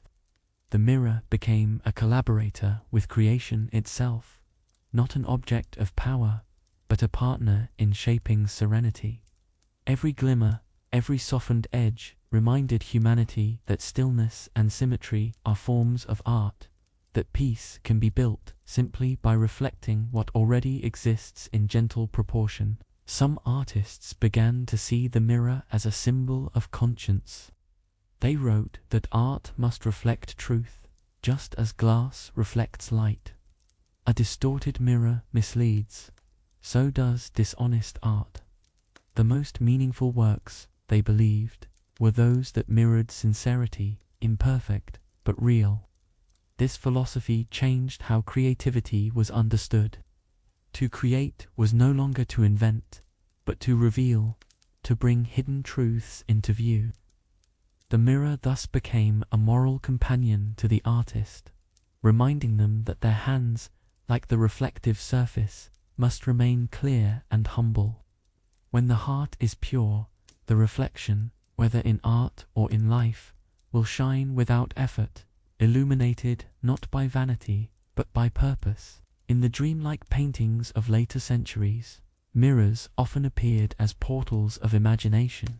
They were not windows to other worlds, but to other moods, sometimes nostalgic, sometimes peaceful, sometimes curious. In such works, the reflection often held something slightly different from what stood before it, suggesting that perception shapes reality. Artists used this subtle difference to explore thought itself, how memory colors what we see, how emotion softens what we recall. Viewers found comfort in these paintings. They recognized themselves within them, their memories, their longing, their quiet hopes, mirrored through color and light. The reflection, slightly altered, became an image of the soul's way of seeing. Never exact, but always sincere. In literature, mirrors became companions to time. Novelists used them to frame moments of pause, scenes where a character looked inward, questioning who they were and what they believed. These passages often came before great change. A person staring into a mirror was rarely admiring themselves. They were gathering courage or seeking clarity. The mirror thus became a threshold between thought and action, between the inner world and the outer. Readers came to understand that such reflections were not about appearance, but awareness, the recognition that transformation begins in silence. In these stories, the mirror did not judge or trap. It simply waited, calm and patient, until the heart found its direction. Philosophers, inspired by art and dream alike, began to write about the mirror as a symbol of perception. They asked, does the reflection exist without the observer? Is the image real, or merely the mind interpreting light? Such questions were not meant to confuse but to humble. They revealed the mystery within everyday experience, how seeing is both physical and spiritual, a union of light and thought. In their writings, the mirror became a metaphor for existence itself, the visible world reflecting the invisible truths that sustain it. To contemplate a reflection, they said, is to remember that all clarity comes through permission, that light, understanding, and awareness are gifts, not possessions. As art evolved, mirrors found their way into new forms: photography, cinema, architecture. Each medium discovered fresh ways to capture reflection. Photographers used mirrors to expand perspective, creating echoes of light within a single frame. Filmmakers framed scenes so that characters faced themselves, capturing the fragile poetry of self-awareness. In these expressions, mirrors became storytellers, showing not the world as it is, but as people experience it, filled with memory, meaning, and emotion. Even the simplest reflection on a rainy street could carry depth, speaking of solitude or renewal. Through art, mirrors continued to remind humanity that beauty is not always found in what is seen directly, but in what is quietly reflected alongside it. In poetry, the mirror's language became one of stillness. Poets described how a reflection holds no sound, no movement of its own, yet speaks profoundly. It was, they wrote, like the calmness of a heart at peace, present, receptive, yet untouched by chaos. Many poems compared mirrors to patience, the ability to reflect without reacting. This image carried moral weight. Just as the mirror stays clear when kept clean, the human spirit remains peaceful when freed from resentment and pride. Such verses did not praise the mirror as an object, but as a reminder of balance. They invited readers to polish their own reflections, to live gently and observe deeply, for in the stillness of observation, wisdom often appears. In paintings of domestic life, mirrors often appeared quietly behind figures, beside windows, never commanding attention. They reflected scenes of simplicity: a mother adjusting a child's collar, a traveler preparing for the road, a lamp glowing at dusk. These images captured the poetry of the ordinary, showing how reflection weaves subtly through daily living. The mirror became a silent participant in human stories, observing without intruding, reflecting without judgment. It reminded viewers that beauty exists not only in grandeur, but in routine, in the light of home, the warmth of habit, the grace of repetition. The reflection, calm and constant, taught that peace is found not in spectacle, but in gratitude for what quietly endures. Dream interpreters of later eras, not mystics, but psychologists and observers, continued to explore why mirrors appeared so often in the imagination. They concluded that the mirror symbolized recognition, the meeting point between what we know and what we are learning to accept. Dreams of reflection, they suggested, were not messages from beyond, but echoes of self-awareness. When one sees a reflection in sleep, it may simply be the mind reminding itself to pause, to reconcile the outer and inner worlds. This interpretation brought comfort. It turned what was once seen as mystery into mindfulness, a gentle reminder that even in rest, the soul seeks harmony, balance, and peace. And in the quiet galleries of history, the mirror's role remains the same. Whether held by an artist, described by a poet, or dreamed by a weary mind, it continues to reflect the same truth, that light reveals not only form, but meaning. The mirror endures as both instrument and symbol, a partner in seeing, a surface that turns light into understanding. Through it, humanity learned to observe without fear, to create without arrogance, and to dream without illusion. It stands as a testament to reflection in every sense, the act of seeing, the practice of understanding, and the art of being still in a world that never stops moving. Over centuries, mirrors became more than instruments of light. They became vessels of memory. In quiet homes and forgotten halls, they reflected generations of faces, gestures, and passing moments. Though the glass could not think or remember, people sensed that it had seen much. A mirror in an old house might have once reflected a child learning to smile, a traveler fastening a cloak before a long road, or a mother smoothing her hair before the day's work. Each moment vanished instantly, yet somehow lingered in feeling. People understood that while mirrors hold no real memory, they evoke the past, not by magic, but through emotion. Their silent continuity reminded humanity of time's gentle flow, how every life, every face, contributes a reflection to history, even if only for a moment, before the light shifts and the image fades. As years passed, the mirror's familiarity grew into companionship. In homes where generations came and went, the same glass often remained. It stood in corners, above basins, or by windows, quietly marking the rhythm of life. Each morning, new faces appeared. Each evening, the same walls settled into shadow. The mirror reflected everything faithfully but spoke of nothing. Yet those who lived beside it could not help feeling that it had shared in their story. Perhaps it was the continuity, the knowledge that the same surface had seen laughter, sorrow, and silence. In its reflection, time felt layered. Moments stacked gently upon one another, like transparent pages through which memory could be glimpsed, soft and incomplete, but still alive. In small villages, mirrors were often family heirlooms. Passed from parent to child, they became silent witnesses to decades of living.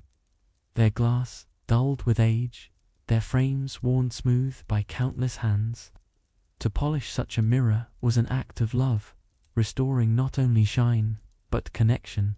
People saw in its surface a reminder of those who once stood before it. The mirror's imperfections, tiny scratches, faint dimness, became cherished marks of history. Each flaw carried warmth, proof that life had touched it. These mirrors reminded families that while faces change, the light that illuminates them remains constant. It was a quiet form of remembrance, not in pictures or statues, but in the patient shimmer of reflection that continues, generation after generation. Writers often described old mirrors as keepers of the human presence. They were not mystical observers, but companions to existence, silent and unchanging in a world that moved. A mirror, once hung upon a wall, might remain in the same place for 100 years, watching time ripple through a household. Children grew up, elders rested, seasons shifted outside the window. The mirror stayed. This endurance fascinated people. They realized that mirrors outlast memory itself, holding traces of lives no longer remembered, rooms no longer filled.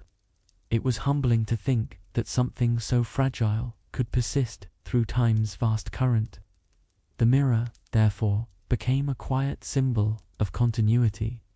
How the simplest things, by merely existing, can carry meaning far beyond their purpose. In grander homes, mirrors took on ceremonial importance. They framed ballrooms and staircases, reflecting lights from chandeliers, multiplying the splendor of celebration. Yet, even there, beneath the ornament and shine, they performed the same humble task, recording the passage of moments that would never return. When the music faded and the halls emptied, the mirror remained, still echoing the glow of candles long extinguished. Servants who polished these mirrors often said they could feel the weight of silence afterward, as though the glass retained the mood of the night. It wasn't superstition, it was empathy. They understood that objects, too, can remind us of stillness, that beauty and memory are woven together by what the Almighty allows light to reveal and time to preserve. In quieter spaces, cottages, workshops, small inns, mirrors reflected life's simplicity. They caught the sunlight through open shutters, the dust motes dancing in air, the ordinary gestures of everyday living. Travelers would sometimes pause to see themselves, surprised by how different they looked after long roads and distant weather.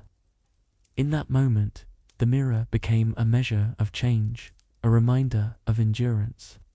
For the weary, it offered recognition. For the hopeful, perspective.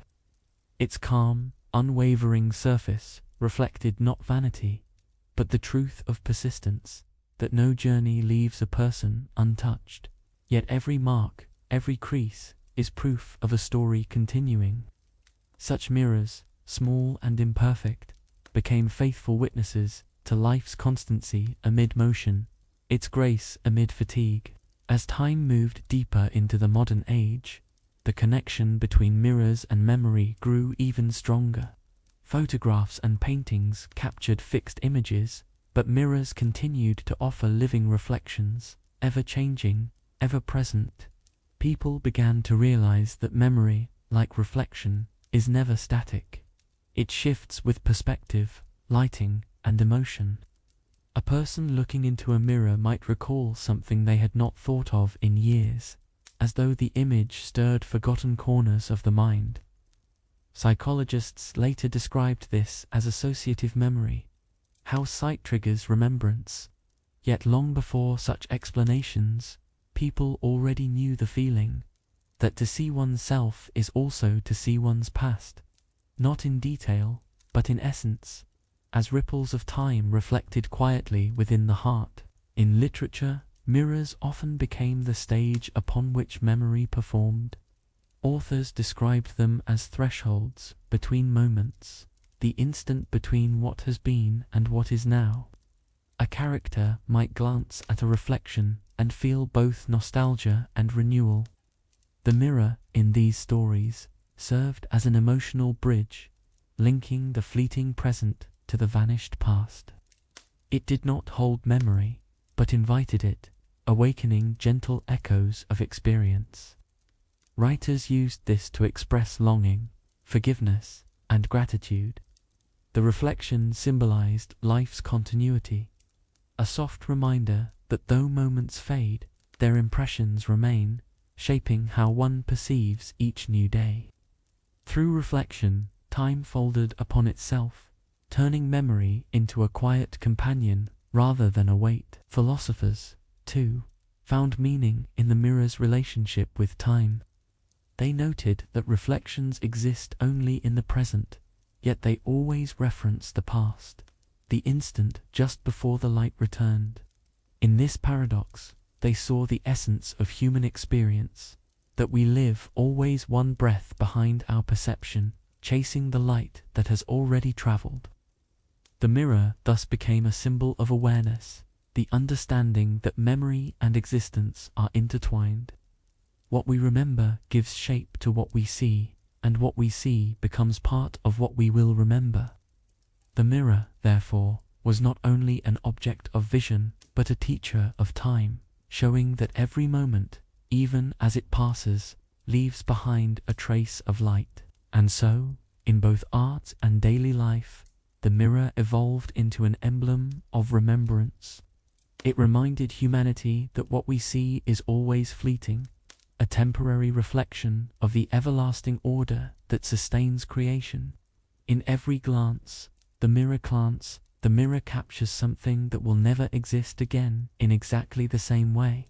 Yet that impermanence is what makes each reflection precious. It teaches gratitude for the present, empathy for the past, and calm acceptance of change. The mirror does not preserve the soul, nor does it hold the future. It simply reflects the living moment, the only moment that truly belongs to us before it, too, becomes memory in the infinite tapestry of time. As mirrors aged, their silver faded, and their reflections softened. In this dimming, people found poetry. They said the glass had grown tired, that it reflected the world with kindness now blurring edges, smoothing flaws. Though this was only the effect of time and air upon metal, it carried truth. Age gentles all things, even reflections. To look into an old mirror was to see through history itself, to glimpse a version of the world filtered by time. The fading silver reminded people that memory, too, changes with age, not disappearing, but becoming more forgiving. These softened reflections did not show details sharply. Instead, they conveyed warmth, familiarity, and peace. The mirror, in its aging, reflected the beauty of patience, teaching that clarity is not always the purpose of remembrance. Sometimes, it is gentleness that matters most. In quiet museums and antique shops, mirrors from forgotten eras still stand, catching the light of modern lamps. Visitors who pause before them often feel a curious stillness, as though their reflection mingles with others who once stood in the same spot. Of course, nothing remains within the glass, only the living light of the present, yet the feeling persists. The continuity of reflection connects strangers across time. The same laws of light that revealed a face centuries ago now reveal ours. In that thought lies wonder, that creation's patterns never fade, that every beam of light still follows its course precisely as it did when the world was young. The mirror thus becomes a quiet link between generations, uniting the living and the remembered in the shared language of reflection. Writers and thinkers often describe the mirror's endurance as a metaphor for memory's persistence. Just as glass holds light only for a moment, memory holds experience only as long as attention remains. Yet both possess a kind of immortality through renewal. A reflection vanishes when we turn away, but it returns the instant we face it again. Memory behaves the same. Though forgotten for years, one detail, a sound, a scent, a reflection, can bring it back with sudden clarity. In this, the mirror teaches acceptance of loss and rediscovery alike. Forgetting is not erasure, it is rest. And remembering is not resurrection, it is awakening. The mirror reflects both acts perfectly, reminding us that the past never truly disappears, but waits quietly in the folds of light and thought. In households where mirrors stood for decades, they became symbols of continuity. They watched as children grew, as homes changed, as families moved on. Even when furniture shifted and walls were painted anew, the mirror remained. It reflected laughter and arguments, joy and quiet solitude, moments ordinary yet sacred in their repetition. Over time, people began to associate these mirrors with comfort. They represented stability, the feeling that even as everything else changes, some things remain steady.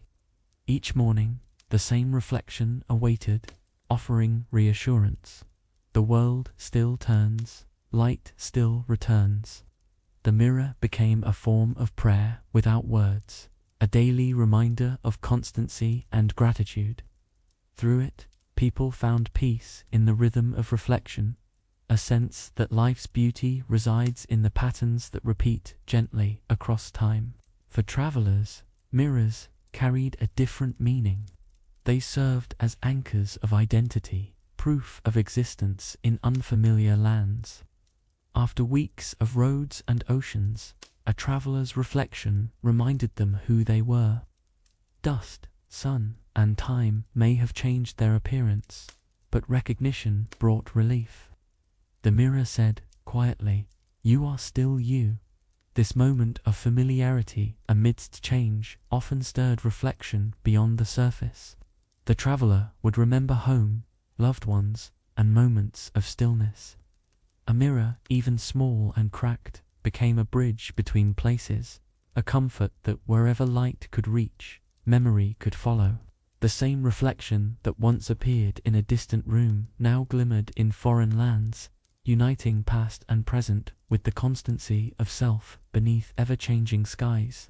In art, mirrors became portraits of memory itself.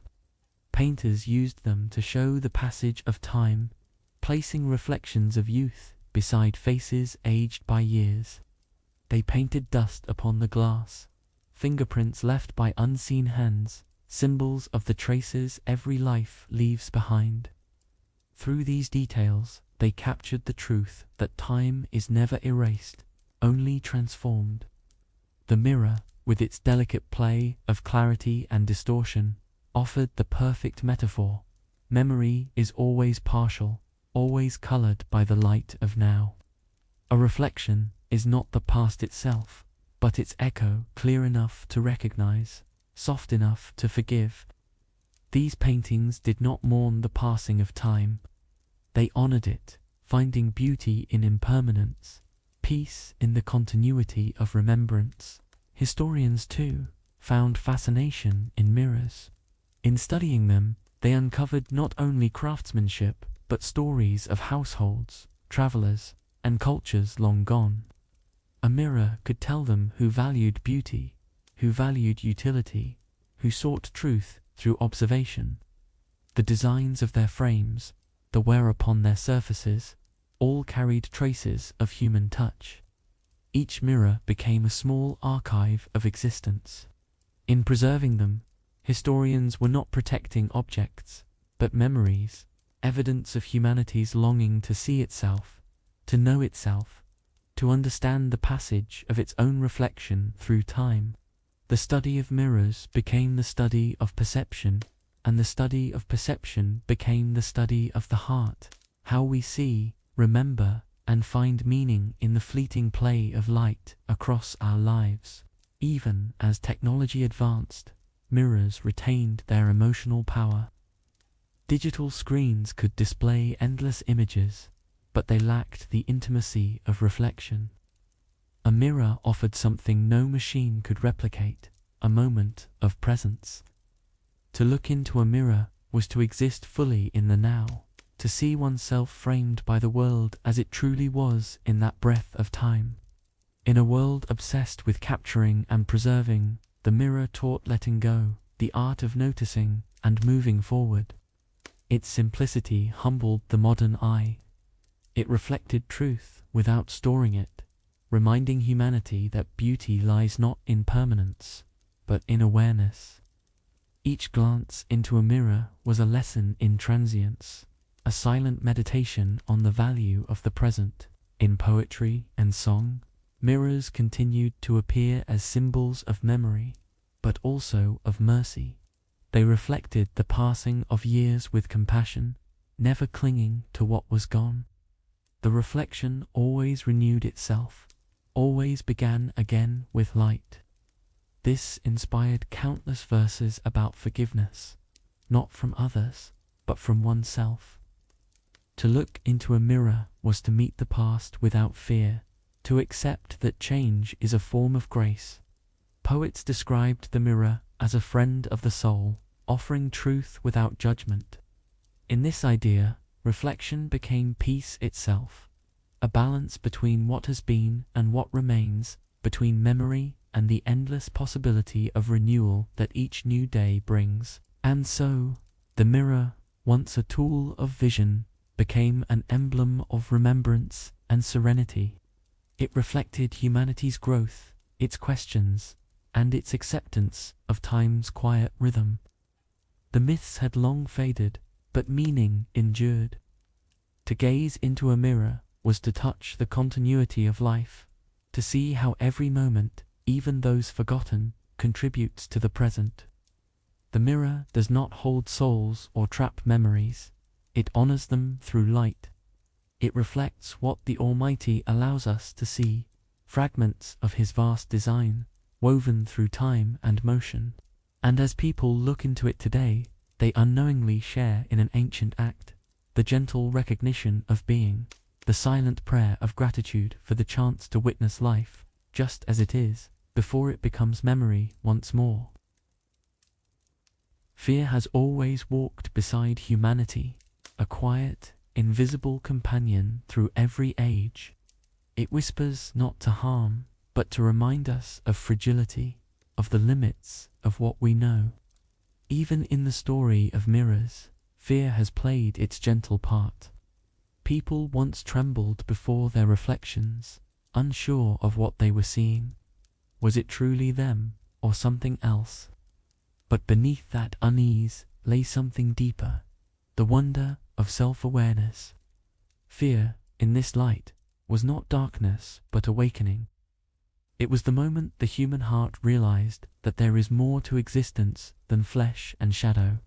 To fear the unknown was, perhaps, to respect it, to acknowledge that creation holds mysteries beyond comprehension, and that wisdom begins not in control, but in humility before what the Almighty has placed beyond our reach. In quiet villages and grand halls alike, fear of mirrors once arose, not from superstition, but from sensitivity. A reflection could seem too honest, too intimate. It showed not only what others saw, but what one often avoided seeing: tiredness, change, emotion, truth. For some, that was unsettling.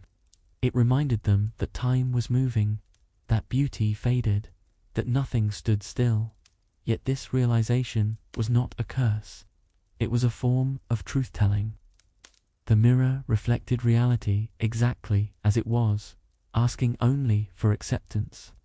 Those who could face their own reflection with peace learned something rare, that fear loses its strength when met with understanding. In the calm light of reflection, they discovered that truth, even when uncomfortable, brings freedom, the freedom to see, to accept, and to move gently forward. In ancient writings, fear was often described as the shadow of knowledge. The more one understood, the more one realized how vast creation truly is. This realization humbled scholars and artists alike.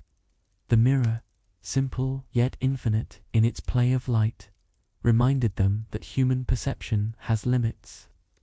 What frightened some was not the mirror itself, but the awareness that they could never fully know what lies beyond what they see. Yet within that limit lay safety, a reminder that some mysteries are kept by divine wisdom for our peace, not our anxiety. To accept that boundary was to find serenity, to trust that the unseen exists with purpose.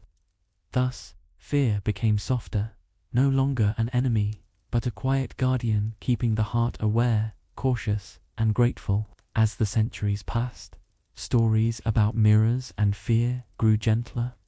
What began as cautionary tales about trapped souls or lingering spirits turned into reflections on self-awareness.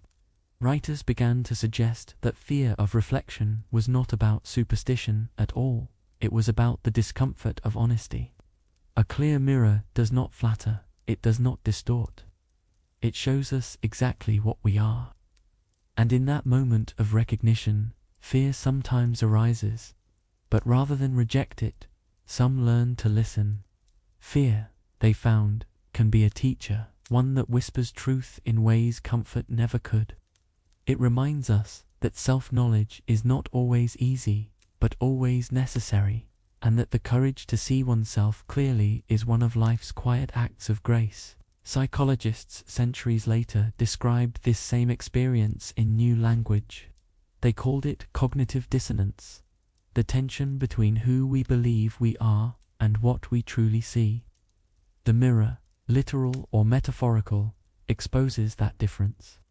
But the goal is not perfection, it is alignment. When thought and truth match, peace follows. Thus, the mirror, once feared as a supernatural object, became a tool of healing, a way to reconnect with reality. Looking at one's reflection became a kind of meditation, a daily act of honesty. It was not about appearance, but awareness, noticing the breath, the light, the changing seasons written quietly upon the face. Through this, the mirror transformed fear into mindfulness, teaching that truth, when embraced, calms the heart more deeply than illusion ever could. Even in art, where mirrors had long symbolized mystery, fear found a gentler form. Painters began to use reflection to show vulnerability rather than danger. A person looking into a mirror was no longer haunted by it. They were searching for meaning. The reflection became a companion, silent, constant, forgiving. The mirror did not judge, it waited. In such images, fear softened into tenderness.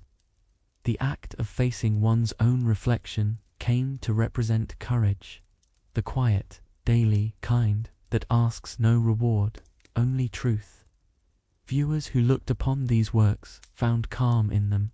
They recognized their own quiet fears mirrored back, but also their strength, the understanding that facing oneself is the beginning of peace.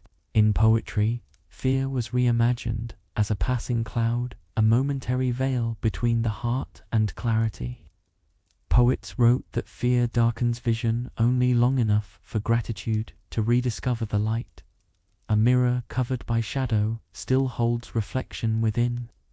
It simply waits for illumination. This metaphor became timeless, that fear, too, can pass, leaving truth untouched beneath it. Through such verses, humanity learned that fear is not something to destroy but to understand. It exists as a signal, a reminder of our smallness, our dependence on mercy, our yearning for safety. When seen this way, fear transforms into awareness, and awareness into faith. Not blind faith in objects or omens, but trust in the balance that governs the world. Philosophers of later centuries described fear as an echo of care, the mind's way of protecting what it values. We fear not because we reject life, but because we wish to preserve it. Even fear of mirrors, they said, arose from the same instinct, the desire to protect the self from too much truth too quickly. Yet truth approached gently brings healing. The mirror, with its quiet honesty, teaches that understanding should arrive in small doses, like light at dawn. Too sudden, and it blinds. Gradual, and it warms. This wisdom turned fear from an obstacle into a teacher of balance. It reminded humanity that emotions, like reflections, exist in harmony when allowed their rightful place, neither ignored nor worshipped, but understood. In many homes, old sayings survived that echoed this understanding. Parents told children not to fear the mirror at night, for it showed only what the Almighty allowed light to reveal. They reminded them that fear is often only the mind's imagination dancing in dimness, and that light always returns. Such guidance carried comfort. It taught that fear, like darkness, has its time, useful in caution, gentle in retreat. As dawn arrived and light filled the glass, children would laugh at their own reflections, realizing the truth their parents had always known, that fear fades in knowledge, and knowledge glows brightest when accompanied by calmness and gratitude. By the time the modern world arrived, fear of mirrors had almost disappeared, replaced by curiosity and art. Yet the lessons remained. The mirror, in every age, continued to remind people that fear is not an enemy, but a reflection, a sign of awareness, a spark of care, a teacher of patience. It shows where our hearts feel uncertain and invites us to bring light there. Fear exists to lead us toward understanding, not away from it.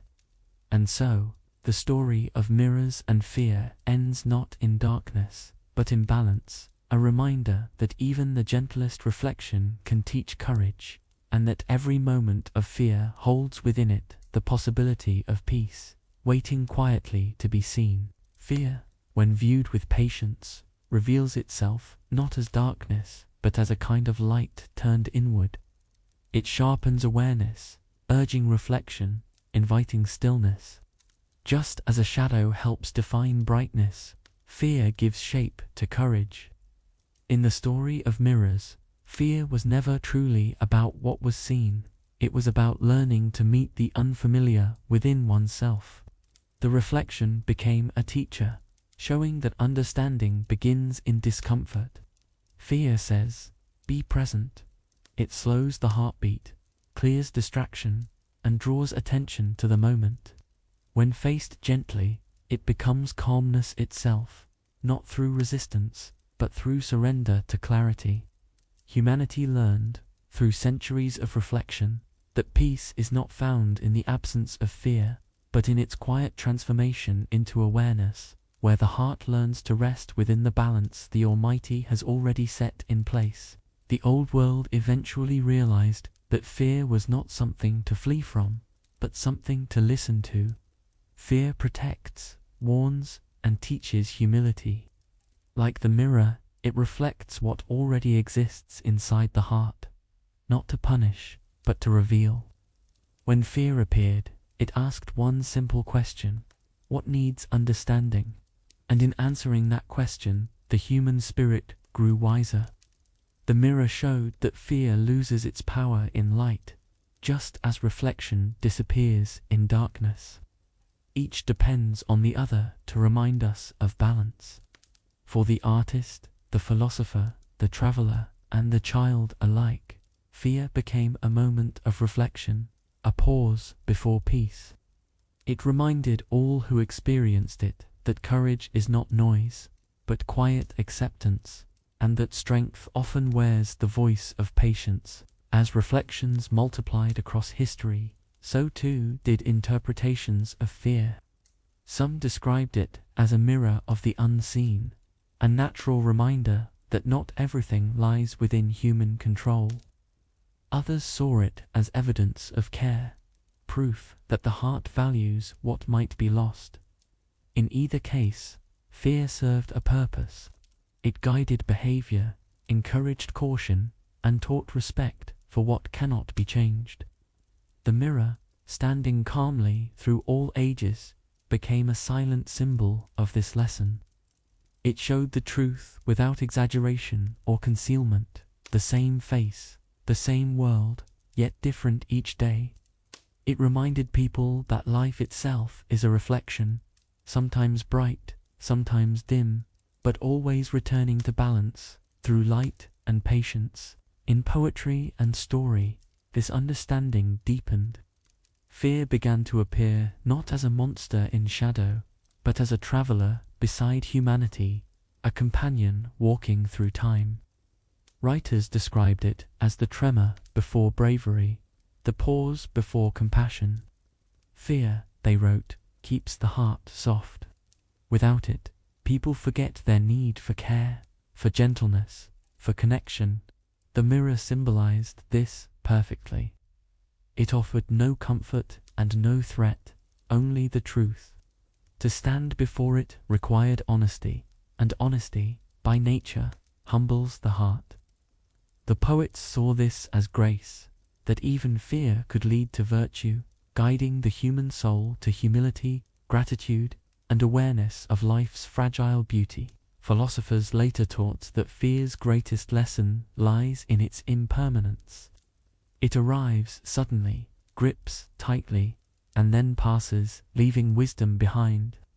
Like light flickering upon glass, fear shows itself briefly before vanishing into calm. Those who learned to wait through fear discovered peace, not through denial, but through patience.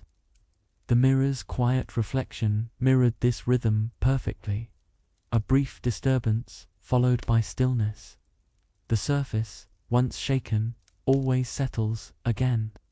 Humanity saw itself in that pattern, how every emotion, every trial, eventually returns to clarity. Fear, therefore, was not failure. It was movement, a wave upon the surface of the heart, reminding the soul that calmness always waits beneath. Even the great scientists and thinkers who measured reflection spoke of its emotional symbolism. They saw that fear and knowledge were bound together. To understand anything truly, one must first admit not knowing, and that moment of humility feels like fear. But once the unknown is explored, it becomes wonder. This transformation mirrored their experiments with light. The same energy that blinds also reveals, depending on how it is guided. In this way, the story of reflection became the story of learning, a reminder that fear is often the first shadow cast by discovery, and that curiosity, tempered with patience, always turns that shadow into illumination. In homes where people lived closely with silence, fear became easier to understand. They saw that quietness made space for it to dissolve. A person who sat calmly before a mirror in the dim glow of evening could feel the tension in their chest soften, replaced by the rhythm of breathing. The reflection looked back not as threat, but as presence. Fear retreated before awareness. The practice was simple: breathing, watching, remembering that both reflection and emotion are temporary, passing through the stillness that endures beneath. This daily calm, repeated through years, became an unspoken wisdom that fear loses strength in the light of patience, and that serenity grows not from avoiding fear, but from befriending it gently. As generations passed, artists began to depict fear as something delicate rather than dreadful. A figure before a mirror, pausing with thought, replaced the frightened faces of earlier art. The reflection no longer threatened, it invited. These images taught viewers that to know oneself, one must also know fear, not to dwell in it, but to walk through it toward understanding. The softness of these paintings, the muted colors and calm expressions, revealed a new cultural truth: that fear and peace are not opposites, but stages of the same process. Both lead to self-awareness. Both guide the heart toward humility. The mirror thus continued its quiet role as witness, reflecting humanity's ongoing conversation with itself. In quiet philosophy, fear came to be seen as a natural reflection of the unknown, the mind's respectful bow before mystery. It was not weakness to feel it. It was awareness that life extends beyond comprehension. This insight brought comfort. People realized that fear is part of being human, a reminder that we are not the masters of all things, but caretakers within creation. The mirror's silence illustrated this truth beautifully. It held everything within its frame, yet claimed nothing as its own. Likewise, humanity could face the vastness of existence without claiming control, only gratitude. Fear, then, became humility's companion, a teacher reminding the heart to remain gentle, aware, and dependent upon the one who guides both light and reflection. And so, after centuries of stories, study, and reflection, fear itself became understood not as something to escape, but as part of balance, like shadow to light, like silence to sound. The mirror's long journey through human thought had shown this clearly, that every emotion holds a lesson, every reflection a reminder of design. What began as dread of the unknown ended as respect for wonder. In the end, humanity learned what the mirror had been teaching all along, that fear, when faced with awareness, transforms into gratitude, and that peace is never far away. It waits quietly in every reflection, in every heartbeat, ready to be seen when the light returns once more. As the long journey of reflection draws to a close, the story of mirrors becomes more than history. It becomes a meditation on what it means to see. Through centuries of curiosity, fear, wonder, and understanding, the mirror has remained unchanged, while humanity has transformed around it. The same light that once startled our ancestors still travels across time to meet our eyes. Each reflection is a meeting of past and present, of light and awareness. The mirror does not speak, yet it tells the oldest story, the story of perception itself. To gaze into it now is to witness the quiet persistence of truth, and to remember that every moment of sight, every glimmer of awareness, is a gift. The reflection may fade, but the lesson remains. To see is to appreciate, and to appreciate is to live gently within creation. For all its simplicity, The mirror has taught more about human nature than many books or monuments. It has shown that truth often lives in the plainest of things, in stillness, in light, in repetition. The mirror never lies, yet it never condemns. It reflects what stands before it, exactly as it is, and in doing so, invites understanding rather than judgment. This quiet honesty is perhaps its greatest lesson. We too are mirrors to the world around us. Our words, our actions, our presence reflect what we carry inside. When we polish ourselves through patience, kindness, and gratitude, our reflections bring calm rather than confusion. The mirror reminds us that clarity outside begins with clarity within, and that peace, like reflection, can only appear where the surface of the heart is still. Looking back through the history of mirrors, one can trace the story of humanity's search for meaning. From the first ripples of water to the polished glass of today, each reflection marked a step in awareness. We have moved from awe to understanding, from superstition to science, and yet the sense of wonder remains. Knowledge has not replaced mystery, it has deepened it. To understand how light works is to stand in greater awe of the one who created it. The mirror, once feared, now teaches reverence, not toward itself, but toward the order it reveals. Every law of reflection, every angle of light, speaks of harmony and precision. To study it is to glimpse the artistry of creation, woven into something so ordinary that we often forget to be amazed. Through mirrors, humanity also discovered humility. Each reflection, no matter how beautiful, fades when the light is gone. It reminds us that life, too, depends upon light, the literal and the spiritual. Our strength, our awareness, our very existence depend upon what the Almighty allows to shine upon us. The mirror teaches that we are not the source of illumination, only its receivers. This realization brings calm. It transforms pride into gratitude, anxiety into trust. Just as a mirror cannot create light, but only reflect it, we cannot control the world, but can choose how to respond to it. In this way, the story of mirrors becomes a lesson in balance, to stand with openness, to reflect goodness, and to remain at peace even when the light changes. Throughout history, mirrors have served as gentle companions to humanity's emotions. They have reflected joy and sorrow, youth and age, beginnings and endings. In each reflection lies a truth that nothing is permanent, yet nothing is wasted. Every moment, even the fleeting, contributes to the great continuum of experience. The mirror shows this without words. It catches laughter and tears alike, and lets them go with equal grace. Watching that constant renewal teaches us something rare: acceptance. Life, like reflection, is always moving, always changing, yet its essence, the light itself, remains pure.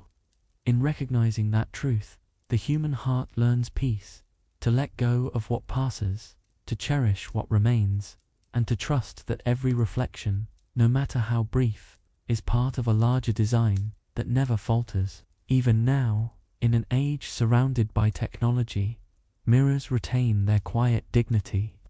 Screens can display images endlessly, but they cannot offer the same intimacy as a single reflection. A mirror holds no memory, no data, no record, only presence. It returns what is before it, unedited, unfiltered, unjudged. In this simplicity lies healing. Standing before a mirror is an act of pause, a rare moment of honesty in a world that moves too quickly. It reminds us that beauty is not performance, it is truth. The face we see today will change, the light will shift, but awareness itself endures. To witness that cycle is to participate in the rhythm of creation, to see how each passing day is a new reflection of the same mercy that sustains all things. moment after moment. The story of mirrors is, in essence, the story of self-awareness. To see oneself clearly is to begin to understand others. To understand others is to begin to live with compassion. The mirror, quiet and patient, has always modeled this for us. It gives without keeping, reveals without altering, and accepts without bias. It is pure observation, free from pride or fear. Through it, humanity learned one of its most important truths, that understanding does not come from control, but from reflection. Just as the mirror must remain still to reveal the truth, so must the heart. Peace is not found in noise or movement, but in the calmness that allows perception to settle and truth to appear, like light returning to glass after a long night. As people grew to understand this, the mirror became a symbol of gratitude. In its calm reflection, they saw not vanity, but grace, the realization that to exist, to see, and to be seen are blessings in themselves. Gratitude, like reflection, multiplies what it touches. When light meets a mirror, it doubles. When gratitude meets awareness, it deepens. This is the mirror's final lesson, that acknowledgement transforms what is ordinary into something radiant. A mirror does not ask for more light, it simply uses what it receives. Likewise, a grateful heart does not demand, but reflects the goodness already given. To live with gratitude, then, is to live like the mirror, quiet, balanced, and always open to the light. Over the centuries, countless people have looked into mirrors and seen more than their faces. They have seen time, emotion, and the essence of being alive. They have realized that reflection is not a surface thing, but a spiritual one, an act of noticing. The mirror encourages this mindfulness gently. It asks nothing, yet gives everything: perspective, awareness, presence. It allows us to see not only what is before us, but what lives within us. When one looks softly into a reflection without judgment, without hurry, they meet the calm truth that every breath, every heartbeat, is part of something vast, ordered, and kind. The mirror, in this sense, becomes a teacher of serenity, guiding the restless mind toward stillness and acceptance. And now, as this story draws to its end, the mirror remains simple, silent, and unchanged. It reflects whatever stands before it, just as it has since the first time humanity looked into calm water. It has no memory, yet it holds the presence of countless generations. It reminds us that seeing is a sacred act, that light and awareness are gifts, and that reflection, in every sense, is the bridge between them. Perhaps that is why mirrors continue to comfort us. They speak softly of truth, transience, and peace. And so, as you rest tonight, may the reflections of this quiet journey linger gently in your thoughts.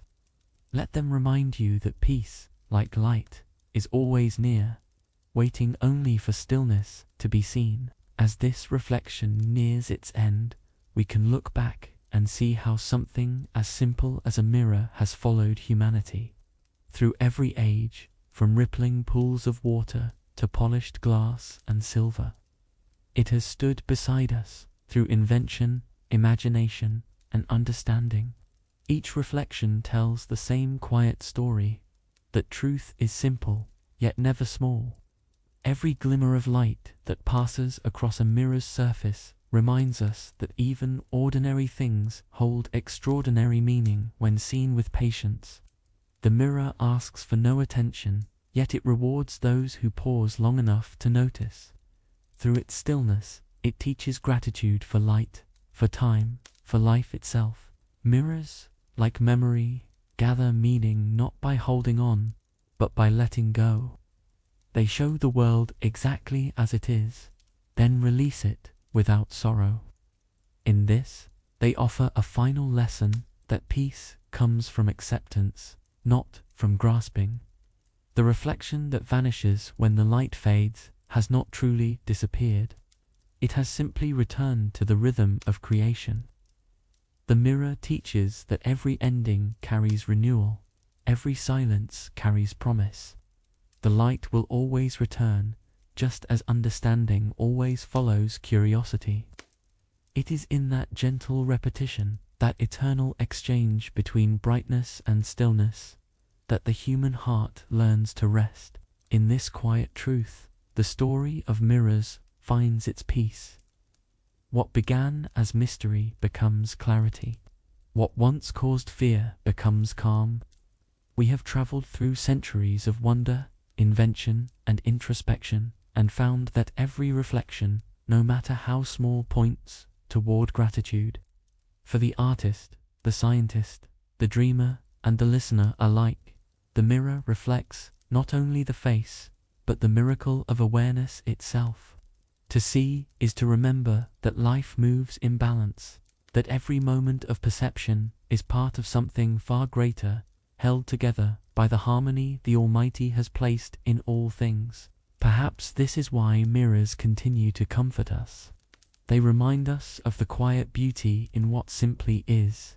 They do not create, they reveal, they do not change. They show how everything else does. To sit before a mirror is to witness the simplest truth, that life, for all its motion and change, is connected by reflection. We exist not apart from the world, but within its light. To recognize that is to find serenity, the calm that comes when one sees both the passing of time and the constancy of design. As the light of this story fades into evening, imagine the mirror once more, still, silent, waiting. It has no sound, no opinion, yet it keeps the memory of light alive in every surface it meets. Its stillness invites rest, its calmness invites sleep. Just as the reflection quiets when the room darkens, may your mind quiet as well, leaving behind thoughts and questions, allowing peace to settle gently like dusk over glass. Let this story rest beside you, as soft and steady as the last flicker of light upon a mirror's edge. The mirror's journey, like your own, is not truly over. It continues in every sunrise, every reflection in a window, every moment you pause to notice light returning. These are the everyday miracles that connect all of us, the endless dance between seeing and being seen. Each reflection, no matter how brief, is a reminder that life moves beautifully in circles, from light to darkness, from stillness to motion, from question to understanding. And in that rhythm, we find the comfort of continuity, the quiet assurance that everything unfolds as it should. So, as this night deepens, let the story of mirrors become a lullaby of thought, not one of fear or mystery, but of calm recognition. The glass that once frightened ancient hearts now soothes modern minds. Its lesson is gentle and clear. Clarity and peace are found not in looking harder, but in looking softer. The more gently we gaze, the more beauty appears.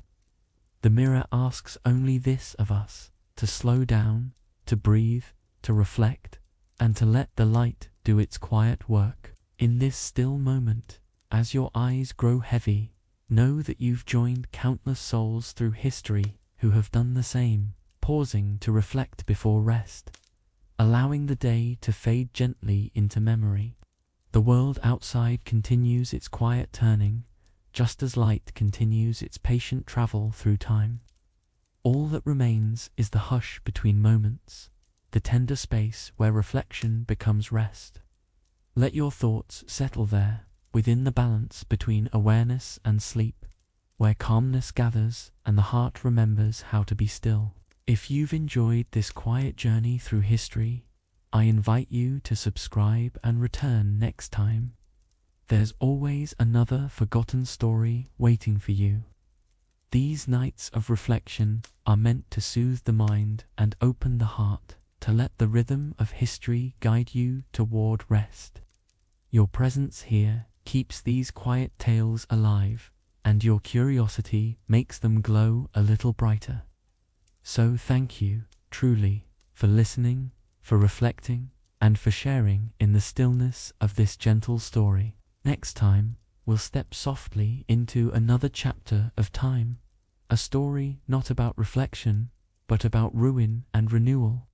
We'll wander through the fading echoes of empire, asking one of history's most enduring questions: why did the Roman Empire truly fall?